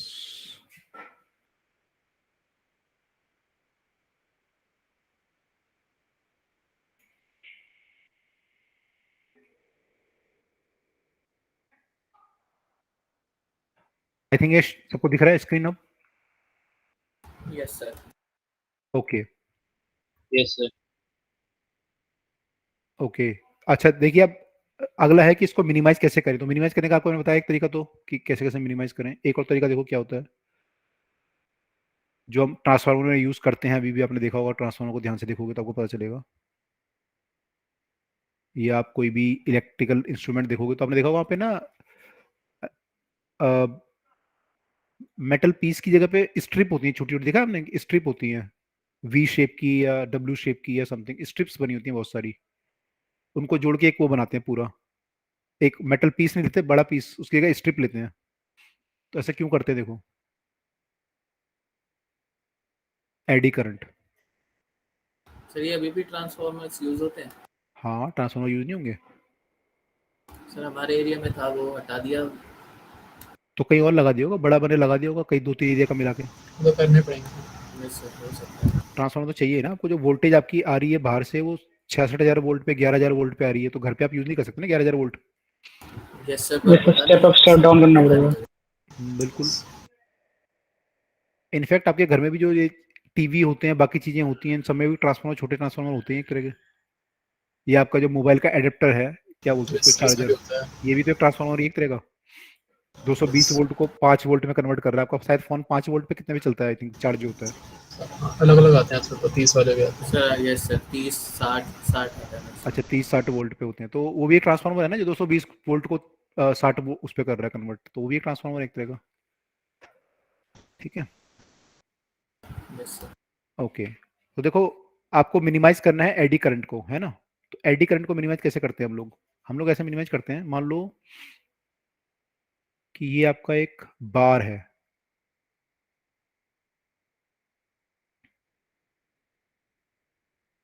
और इसमें यहां से मैग्नेटिक फील्ड जा रहा था। इस मैग्नेटिक फील्ड को आपने चेंज किया तो एडी करंट इंड्यूस होगा। कैसा इंड्यूस होगा वो, इस सरफेस में इंड्यूस होगा, ऐसे दिखेगा आपको, यस। ऐसे, इस पे, और मैंने सारे सब पे दिखेगा ऐसे, ऐसे बनेंगे एडी करंट आपके, है ना। यस। ओके, अब मुझे इस एडी करंट को मैं चाहता हूं कम करूं, तो कम करने के लिए मुझे इसका रेजिस्टेंस बढ़ाना पड़ेगा। तो मैं क्या करता हूं, मैं एक बार लेने की बजाय कई सारी स्ट्रिप ले लेता हूं, ऐसे।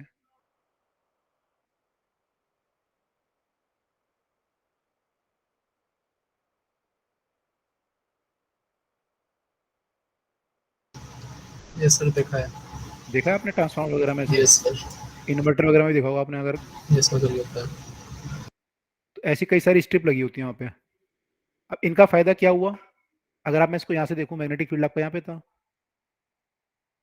अब अगर एडी करंट प्रोड्यूस होगा यहाँ से, तो पहले क्या था, उसे अगर मैं इस सरफेस से देखूं तो पहले उसको ऐसे घूमना था, राइट। यस लेकिन सर। अब मैं यहाँ से देखूं उसे, तो कैसे दिखेगा मुझे, ऐसे दिखेगा, ये बहुत सारी स्ट्रिप दिखेंगी यहाँ से अगर मैं देखूंगा इस साइड से। तो अब एडी करंट को ऐसे घूमना पड़ेगा। D five by D T तो सेम है अभी भी, जो आपने मैग्नेटिक फ्लक्स चेंज निकाला वो तो सेम है भाई, फ्लक्स एरिया तो सेम ही है अभी भी। अगर आप पूरा एरिया देखो तो ये एरिया सेम है, जितना एरिया ये था मान लो, उतना एरिया लगभग ये होगा। तो ये आपका सेम आ रहा है मान लो, D five by D T. लेकिन वो भी सेम आ गया, ईएमएफ भी सेम आ गया, लेकिन अब जो पाथ ट्रेवल करना है उसको, करंट को ज्यादा ट्रेवल करना पड़ेगा पाथ आपका। तो अगर ज्यादा पाथ ट्रेवल करना पड़ेगा तो करंट क्या होगा, कम हो जाएगा, माने रेजिस्टेंस बढ़ जाएगा आपका। रेजिस्टेंस बढ़ेगा तो एडी करंट क्या हो जाएगा, कम हो जाएगा। कम हो जाएगा। तो मतलब कुछ भी करके हमें पाथ बढ़ाना है। पाथ बढ़ाना है हमें किसी भी करके, तो हम यहाँ पे क्या करते हैं, इसको हम अगर बोर्ड की भाषा में बोलें, बोर्ड में बोलते हैं कि we use the laminated core, laminated thin sheets. Laminate इसलिए करते हैं, लेमिनेट भी करते हैं को, लेमिनेट इसलिए करते हैं कि करंट आपस में वो ना कर जाए, क्या बोलते हैं, लीक ना कर जाए। अगर लीक कर जाएगा, आपस में जुड़ जाएंगी, तो फिर करंट ऐसे ही भाग जाएगा वो, तो मान लो ये आपस में टच हो गई, तो करंट कौन सा पाथ लेगा, करंट ये वाला पाथ ले लेगा फिर दोबारा, तो एक ही बात हो जाएगी, एक सेम हो पाथ जाएगा। सेम बन जाएगा और रॉड की तरह बिहेव करने लग जाएगा। तो हम चाहते हैं कि लेमिनेटेड हो, तो बीच में हम प्लास्टिक या फिर कोई और चीज जो है पॉलिथीन वगैरह यूज करके करते हैं इसको। तो we use the thin laminated sheet, thin laminated नेटेड sheets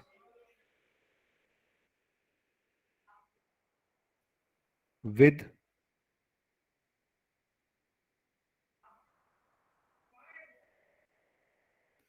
plane of these sheets, plane of this sheet क्या होना चाहिए, पैरेलल है परपेंडिकुलर है, यहाँ पे क्या है, पैरेलल। पैरेलल है। Plane of this sheets parallel to the magnetic field,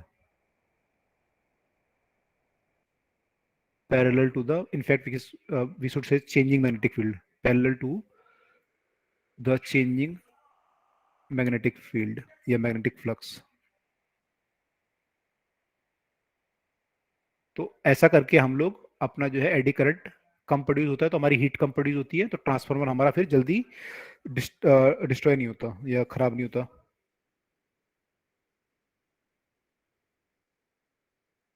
ठीक है, क्लियर हुआ सबको? Yes sir. तो कोई भी इंसुलेटर ले सकते हैं ना इसमें? हाँ, इंसुलेटर कोई भी ले सकते हैं, किताब में कुछ और नाम भी दिए हैं, आजकल तो कई सारे कॉमर्शियली इंसुलेटर आ रहे हैं, नए नए बन रहे हैं। ठीक है, तो खैर उस पर हम डिटेल में नहीं जा रहे हैं, वो नहीं पूछेंगे आपसे। ठीक है, तो ये बोर्ड के लेवल का टॉपिक है, तो बोर्ड में आपसे यही पूछ सकते हैं कि इसके वो क्या क्या है, एप्लीकेशन बताओ क्या क्या है, 3-4 1-2 एप्लीकेशन पूछ लेंगे। और ये पूछ सकते हैं कि कैसे आप रिड्यूस करोगे, तो we use the laminated thin sheet, ऐसे बोल देंगे यहाँ पे, लैमिनेटेड थिन शीट ले लेंगे यहाँ पे, बस यही पूछेंगे आपसे। ठीक है, clear? Yes sir. Yes sir. Okay, तो यहाँ तक जो हमने पढ़ा है आज क्लियर हुआ? तो सब लोग घड़ी देख रहे हो यार, अभी टाइम नहीं हुआ, तो टाइम नहीं हुआ तो पूछ रहा हूँ ब्रेक में। ये सब क्लियर हुआ, इंड्यूस इलेक्ट्रिक फील्ड, उसके बाद हमने ये पढ़ा एडी करंट, एडी करंट का एक्सपेरिमेंट कैसे कैसे होता है। ये मैं यूट्यूब पे देख रहा था थोड़ी देर पहले, उसमें भी एक्सपेरिमेंट था, तो उसने क्या किया था, उसने एक प्लेट थी नीचे उसमें, और उसमें मैग्नेट करंट प्रोड्यूस हो रहा होगा, एडी करंट या समथिंग, या उसने उसके ऊपर एक मैग्नेट गिराई, तो जो मैग्नेट गिराई वो बड़े आराम से आई नीचे, मतलब जैसे आनी चाहिए ना बहुत तेजी से, दोनों मेटल की मैग्नेट वो थी, मैग्नेट और नीचे वो था, तो बहुत आराम से नीचे आ रही थी, तो आपस में वो रिपेल कर रहे होंगे मोस्ट प्रॉब्ली। तो आप ऐसे एक्सपेरिमेंट देखें तो यूट्यूब पे काफी सारे एक्सपेरिमेंट पड़े हुए हैं एडी करंट से रिलेटेड, तो एक बार चेक करिएगा। तो हमने देखा ये 2 एक्सपेरिमेंट देखे, और देखा हमने कि डैम्पिंग कम कैसे कर सकते हैं, एप्लीकेशन ऑफ एडी करंट क्या क्या हो सकती हैं, अनडिजायरेबल इफेक्ट क्या होते हैं इसके, और उसको कैसे मिनिमाइज करते हैं। राइट, तो यहाँ तक हमारा एडी करंट वाला टॉपिक खत्म हो रहा है। ठीक है, अब आगे चलें। Yes sir. यस। ओके, तो अब हमने लास्ट टाइम थोड़ा सा डिस्कस किया था कि एलआर सर्किट होता है, जैसे सीआर सर्किट हमने पढ़ा था, तो ऐसी एलआर सर्किट में भी करंट का डिकी और ग्रोथ होता है, तो वो हमें देखना है कि करंट का डिकी और ग्रोथ का उसमें क्या इक्वेशन बनेगी। तो let us see the growth and decay of current in LR circuit. तो we are talking about LR DC circuit. अभी हम सब बात डीसी की कर रहे हैं, कई बच्चे कंफ्यूज हो जाएंगे जब एसी पढ़ेंगे, तो एसी और इसमें कंफ्यूज हो जाएंगे, इसमें करंट चेंज हो रहा है उसमें भी करंट चेंज हो रहा है, लेकिन यहाँ केवल डिके या ग्रोथ होगा, वहां जो है साइनसॉइडली बार बार इंक्रीज और डिक्रीज होगा, 1 सेकंड में 50 बार, है ना। तो ये अलग चीज है, वो अलग है, डीसी की बात, अभी डीसी चल रहा है, अभी एसी शुरू नहीं हुआ। तो एलआरडीसी सर्किट है ये। तो इसमें हम देखते हैं कि सर मतलब अभी तक जितनी बात की है हमने सब डीसी सर्किट्स की बात की। मोस्टली जैसे मान लो मैग्नेटिक फ्लक्स चेंज हो रहा है, तो फ्लक्स चेंज जो है एसी में भी होता है वैसे तो, लेकिन अभी जो मेनली जो बात कर रहे हैं सब डीसी की कर रहे हैं, है ना। जैसे हम एलआर सर्किट जब पढ़ेंगे तो वो हम डीसी की बात कर रहे हैं, बीच में हो सकता है कि हमने कुछ चीजें चेंजिंग करंट के बारे में डिस्कस किया हो, तो वहाँ पे चेंजिंग करंट जो है कुछ भी हो सकता है, और डीसी करंट भी चेंज हो सकता है और एसी भी हो सकता है चेंज, लेकिन अभी जो हम पढ़ रहे हैं वो स्पेसिफिकली फॉर डीसी है। Okay sir. तो मान लीजिए ये हमारा एलआर सर्किट है, एलआर और आरएल में कोई फर्क नहीं है, बच्चे कंफ्यूज हो जाते हैं कई बार, एक ही बात है, एल को पहले लगा दो, आर को पहले लगा लो, तो उससे कोई खास फर्क नहीं पड़ेगा।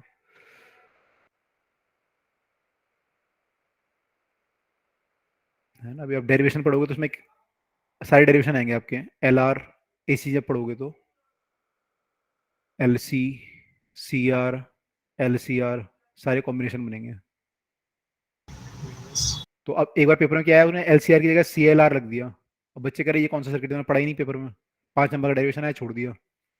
तो एक ही बात है, सीरीज में लगाओगे तो कोई फर्क नहीं पड़ेगा उससे। तो ये एसी में पढ़ेंगे हम लोग। तो ये हमारा आर है और ये एल है, और ये हमारा सर्किट है जिसका वोल्टेज मान लो ई है।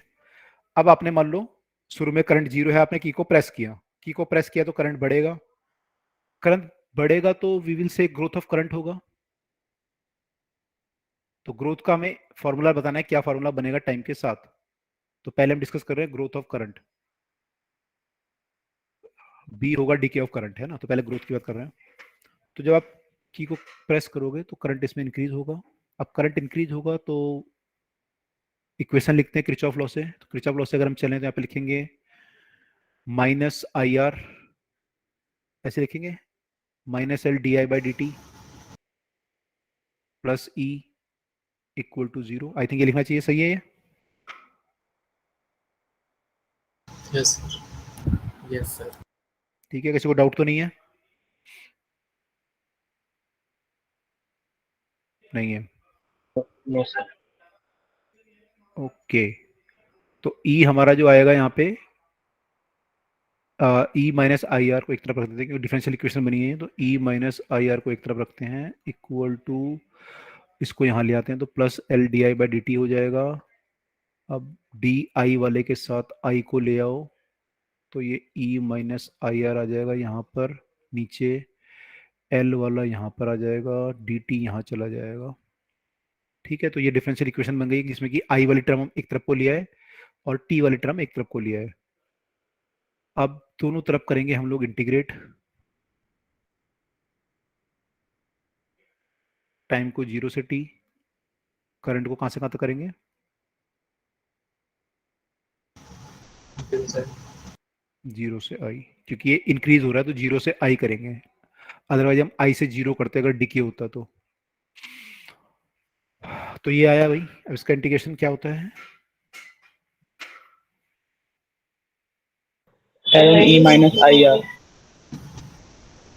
L N E minus I R upon में माइनस आई। माइनस आई, ये इसका इंटीग्रेशन आ गया।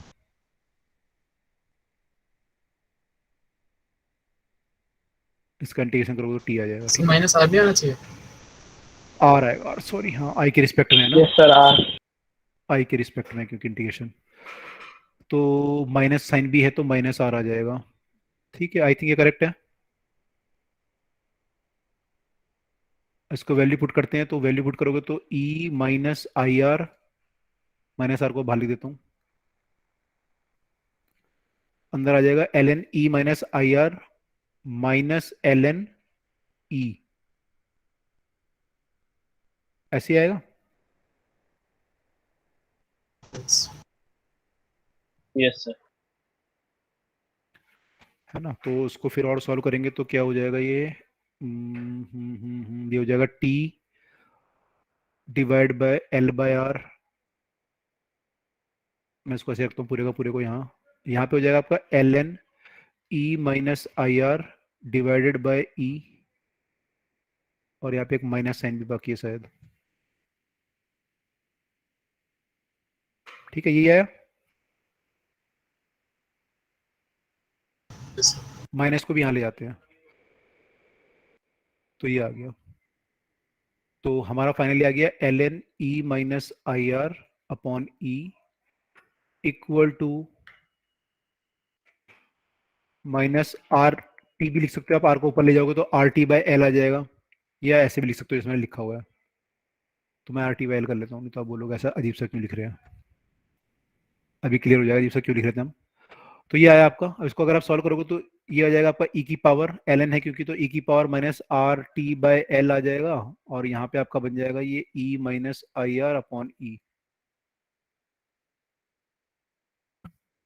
Equal to this. ठीक है, तो ये आपका क्या आ गया,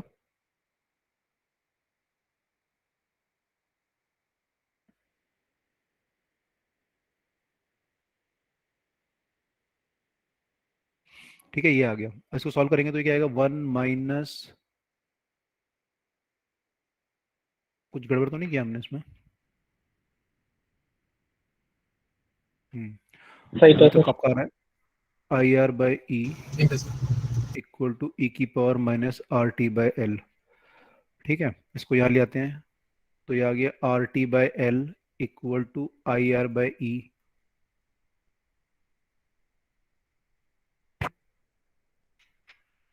और यहाँ से आपका आ गया I equal to E by R 1 minus E की power minus R T by L. ठीक है, ये आ गया। ठीक है, यहाँ तक सबको क्लियर हुआ derivation? Yes sir. Yes sir. Okay, अच्छा ई बाय आर क्या होगा इस सर्किट में? Maximum current. मैक्सिमम करंट जब आपका बैक ईएमएफ खत्म हो जाएगा यहाँ पे बैक ईएमएफ, तो जो मैक्सिमम करंट पास होगा वो ई बाय आर होगा, तो इसको हम आई नॉट बोल सकते हैं। और ये आपका आ गया minus t R by L, L by R sorry, अब मैं ऐसा क्यों लिख रहा था बार बार एल बाय आर, मैं बताता हूँ आपको। इसको टाउ ले दो। इसको टाउ बोलते हैं ना, इसकी डायमेंशन जो आएगी, यहाँ पे माइनस साइन भी है, इसकी जो डायमेंशन आएगी वो टाइम की टाइम की डायमेंशन आएगी, तो इसको हम माइनस टी बाय टाउ भी लिख देते हैं, जैसे हमने कैपेसिटर में लिखा था। तो आपका आ गया t by tau where tau is L by R. तो इसका जो डिके कांस्टेंट होता है, इसको डिके कांस्टेंट बोलते हैं, आप लोगों को ध्यान होगा, डिके टाइम या डिके कांस्टेंट, या फिर और क्या नाम होता है इसका, टाइम कांस्टेंट। Time constant. तो मैं डिके कांस्टेंट ही बोल देता हूँ। डिके कांस्टेंट वैसे हम रेडियो एक्टिविटी में यूज करते हैं, तो यहाँ पे टाइम कांस्टेंट बोल देते हैं। तो वो एल बाय आर आ रहा है, ठीक है। अब यहाँ पे एक चीज और है कि इसकी जो डायमेंशन है वो टाइम की डायमेंशन है, तो जब डायमेंशन आप करोगे तो कई बार डायमेंशन पूछता है आपसे, तो आपको पता होना चाहिए कि एल बाय आर की डायमेंशन टाइम की होती है। ओके, तो ये आपका फॉर्मूला आया, I equal to I naught E की power minus t by tau.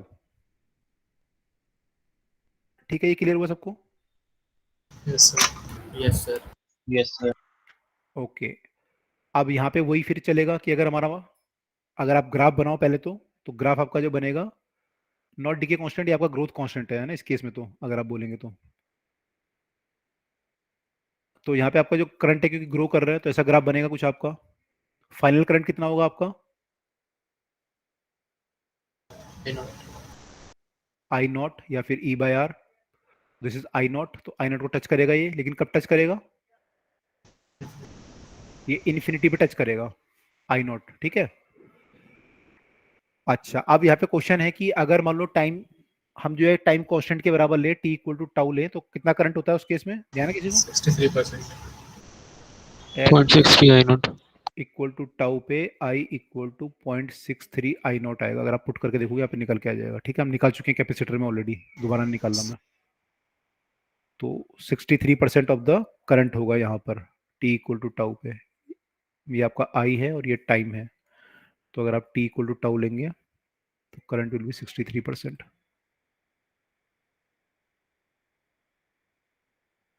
ये टाउ टाइम है, ठीक है। तो ये हमारा हुआ about the growth of the current.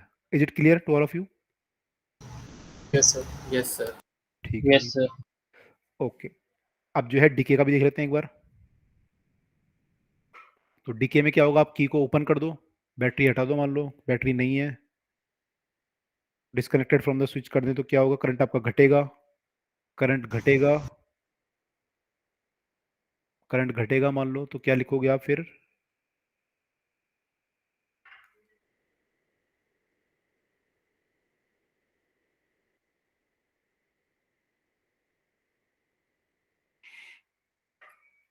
तो मान लो आपने कोई जो है ऐसा मैकेनिज्म बनाया कि आपने मान लो ये बैटरी थी और यहाँ पर की थी, ये बंद थी, आपने इसको खोल दिया मान लो, और यहाँ पे कोई और ऐसा सर्किट बना दिया, मान लो ऐसा सर्किट था ये, पहले भी ऐसी था मान लो शुरू में भी, और अब भी ऐसी है। आपने क्या किया, पहले इसको बंद कर दिया था, बंद किया था तो ग्रोथ होने लगा यहाँ पे। अच्छा, इस वायर के लगने से कोई फर्क पड़ेगा इसमें, जो हमने भी निकाला डेरिवेशन, तो फर्क पड़ेगा ग्रोथ वाला, से, यस, ऊपर से चल जाएगा करंट सारा, करंट ऊपर से चला जाएगा। अच्छा ठीक है, ऊपर भी एक की बनानी पड़ेगी। तो ऊपर भी एक की लगा देते हैं।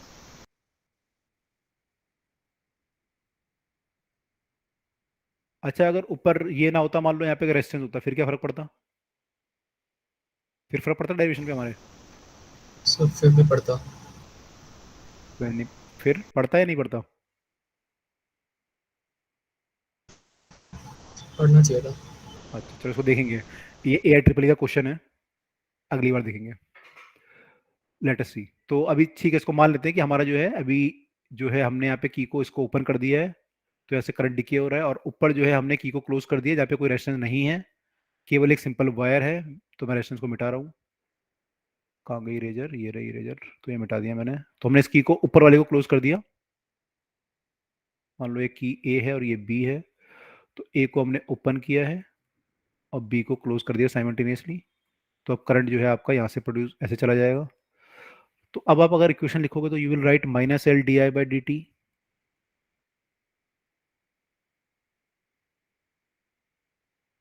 Minus L D I by D T equal to, या minus I R equal to 0।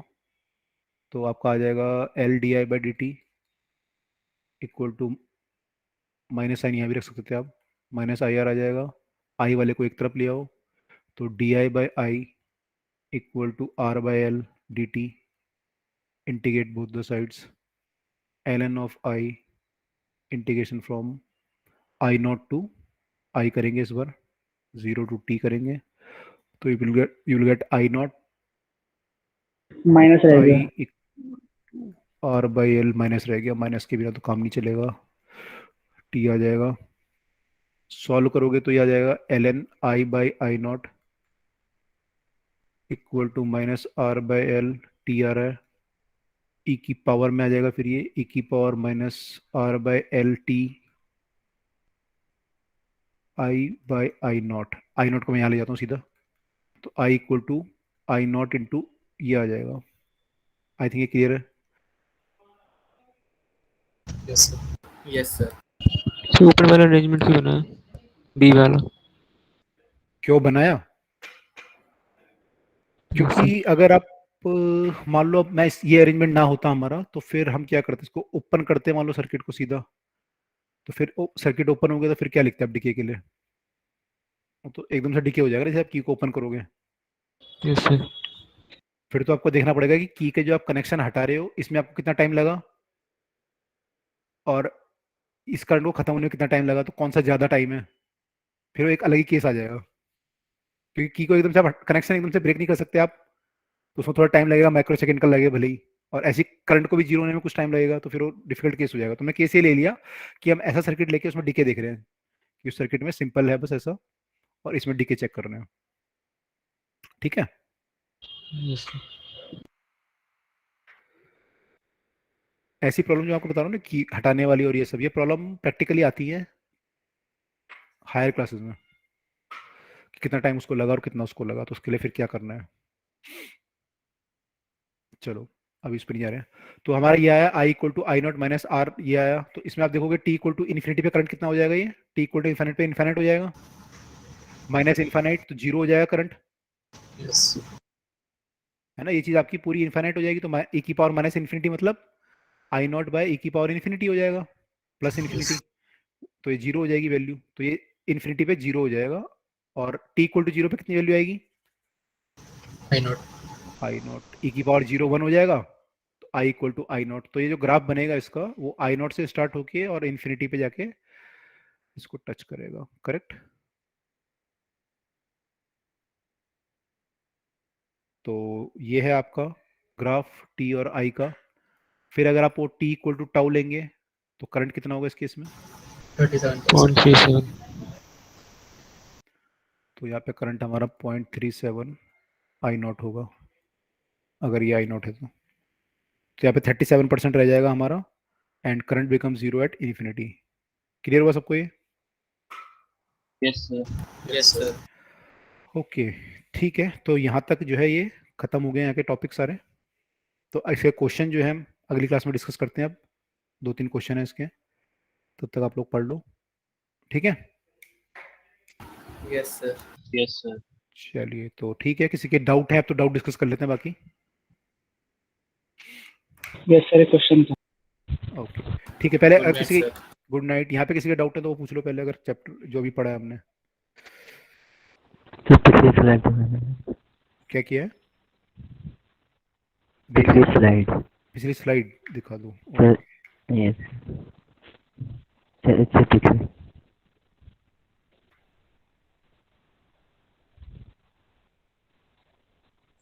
Sir एक बार ये वाला ग्राफ एक्सप्लेन कर हाँ देंगे। सर। ये वाला ग्राफ कहाँ गया? ये वाला लास्ट में, हाँ ये वाला तो ये नहीं, करंट आपका इंक्रीज कर रहा है, लास्ट वाला। लास्ट वाला ये यस सर। यहाँ पे करंट हमारा डिक्रीज कर रहा था, जो आपकी यस सर। इक्वेशन थी। इनिशियली करंट आई नॉट था, आपने की को ओपन किया तो करंट फिर घटना शुरू हो जाएगा धीरे धीरे। Yes sir. तो करंट आपका जो है शुरू में आई नॉट होगा, ये आप इक्वेशन को देख लो। t इक्वल टू 0 पे करंट इज आई नॉट है, और t इक्वल टू इन्फिनिटी पे करंट 0 होगा। पुट करके देखना वैल्यू यहाँ पे, t की 0 पुट करोगे तो e की पावर 1, तो ये i equal to I not आ जाएगा। ऐसे आप t equal to infinity put करोगे तो i इक्वल टू 0 आ जाएगा।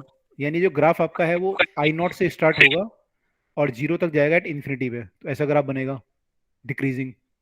सर 0.37 क्या लिखा हुआ था आपने सर? t इक्वल टू, अगर आप टाउ लोगे वैल्यू, आपकी इक्वेशन क्या आई थी, i equal to I not e की power minus t by tau आई थी, यस सर। है ना। एल बाई आर को मैं टाउ लिख सकता हूँ। तो अगर मैं t equal to tau put कर दूं तो क्या आएगा, i equal to I not e की power minus tau by tau which is -1 which is I not by E. इसकी वैल्यू जब आप निकालोगे वो आएगी आपकी 0.37, ओके सर। है ना। ए की वैल्यू पुट करोगे तो तो हमने उसी को ग्राफ पे शो कर दिया। उसी को ग्राफ पे शो कर देंगे। Yes sir. ओके, और किसी का डाउट इससे related? Good night sir. Okay, good night. ठीक है, कुणाल आप पूछ रहे थे कुछ डाउट? Yes sir. बताओ। सर एक वेज है थीटा डिग्री पे हॉरिजॉन्टल से,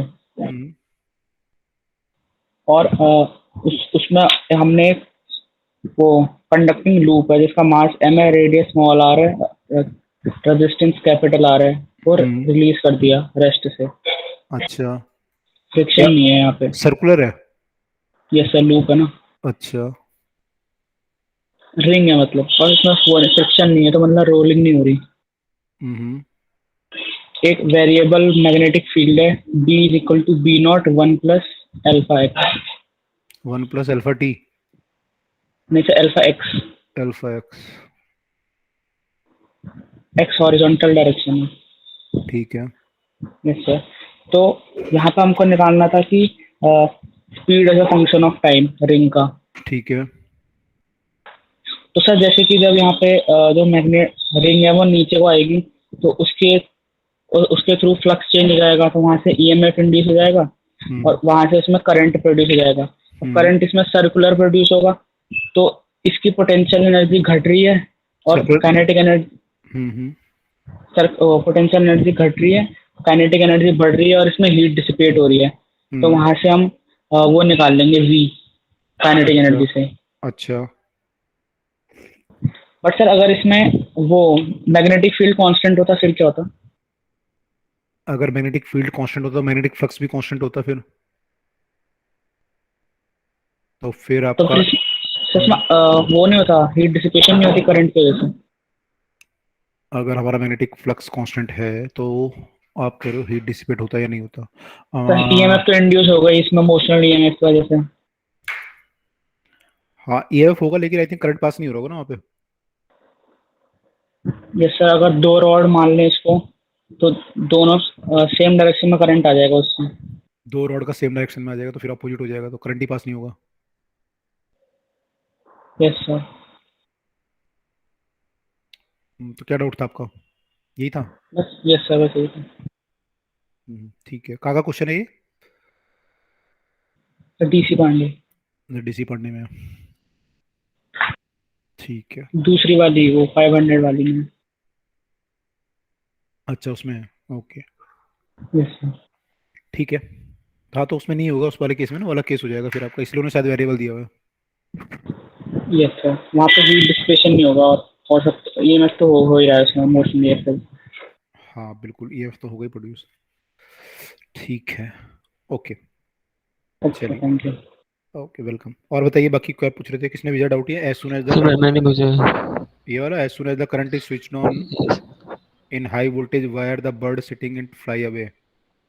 सर इसे म्यूचुअल इंडक्टेंस से एक्सप्लेन कर सकते हैं। जैसे वायर में करंट बढ़ेगा तो जो बर्ड बैठी होगी उस पर इंड्यूस होने लगेगा कुछ करंट, तो इस वजह से उठ जाएगी।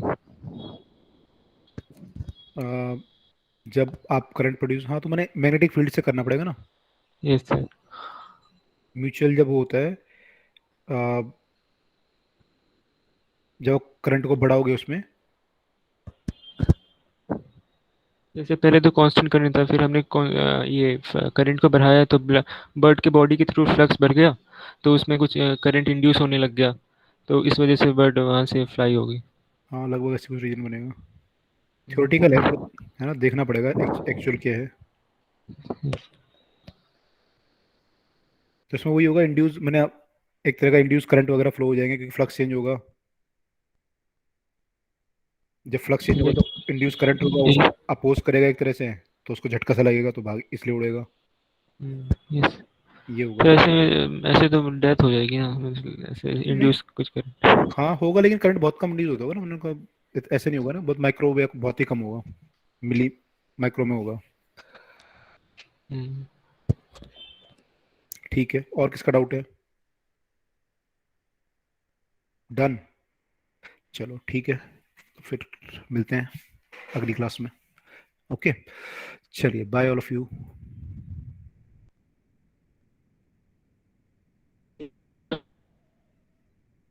कुछ पूछ रहे हो?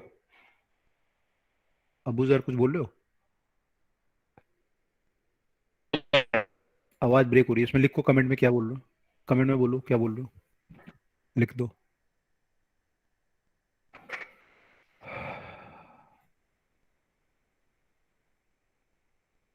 गुड नाइट, अच्छा ओके गुड नाइट।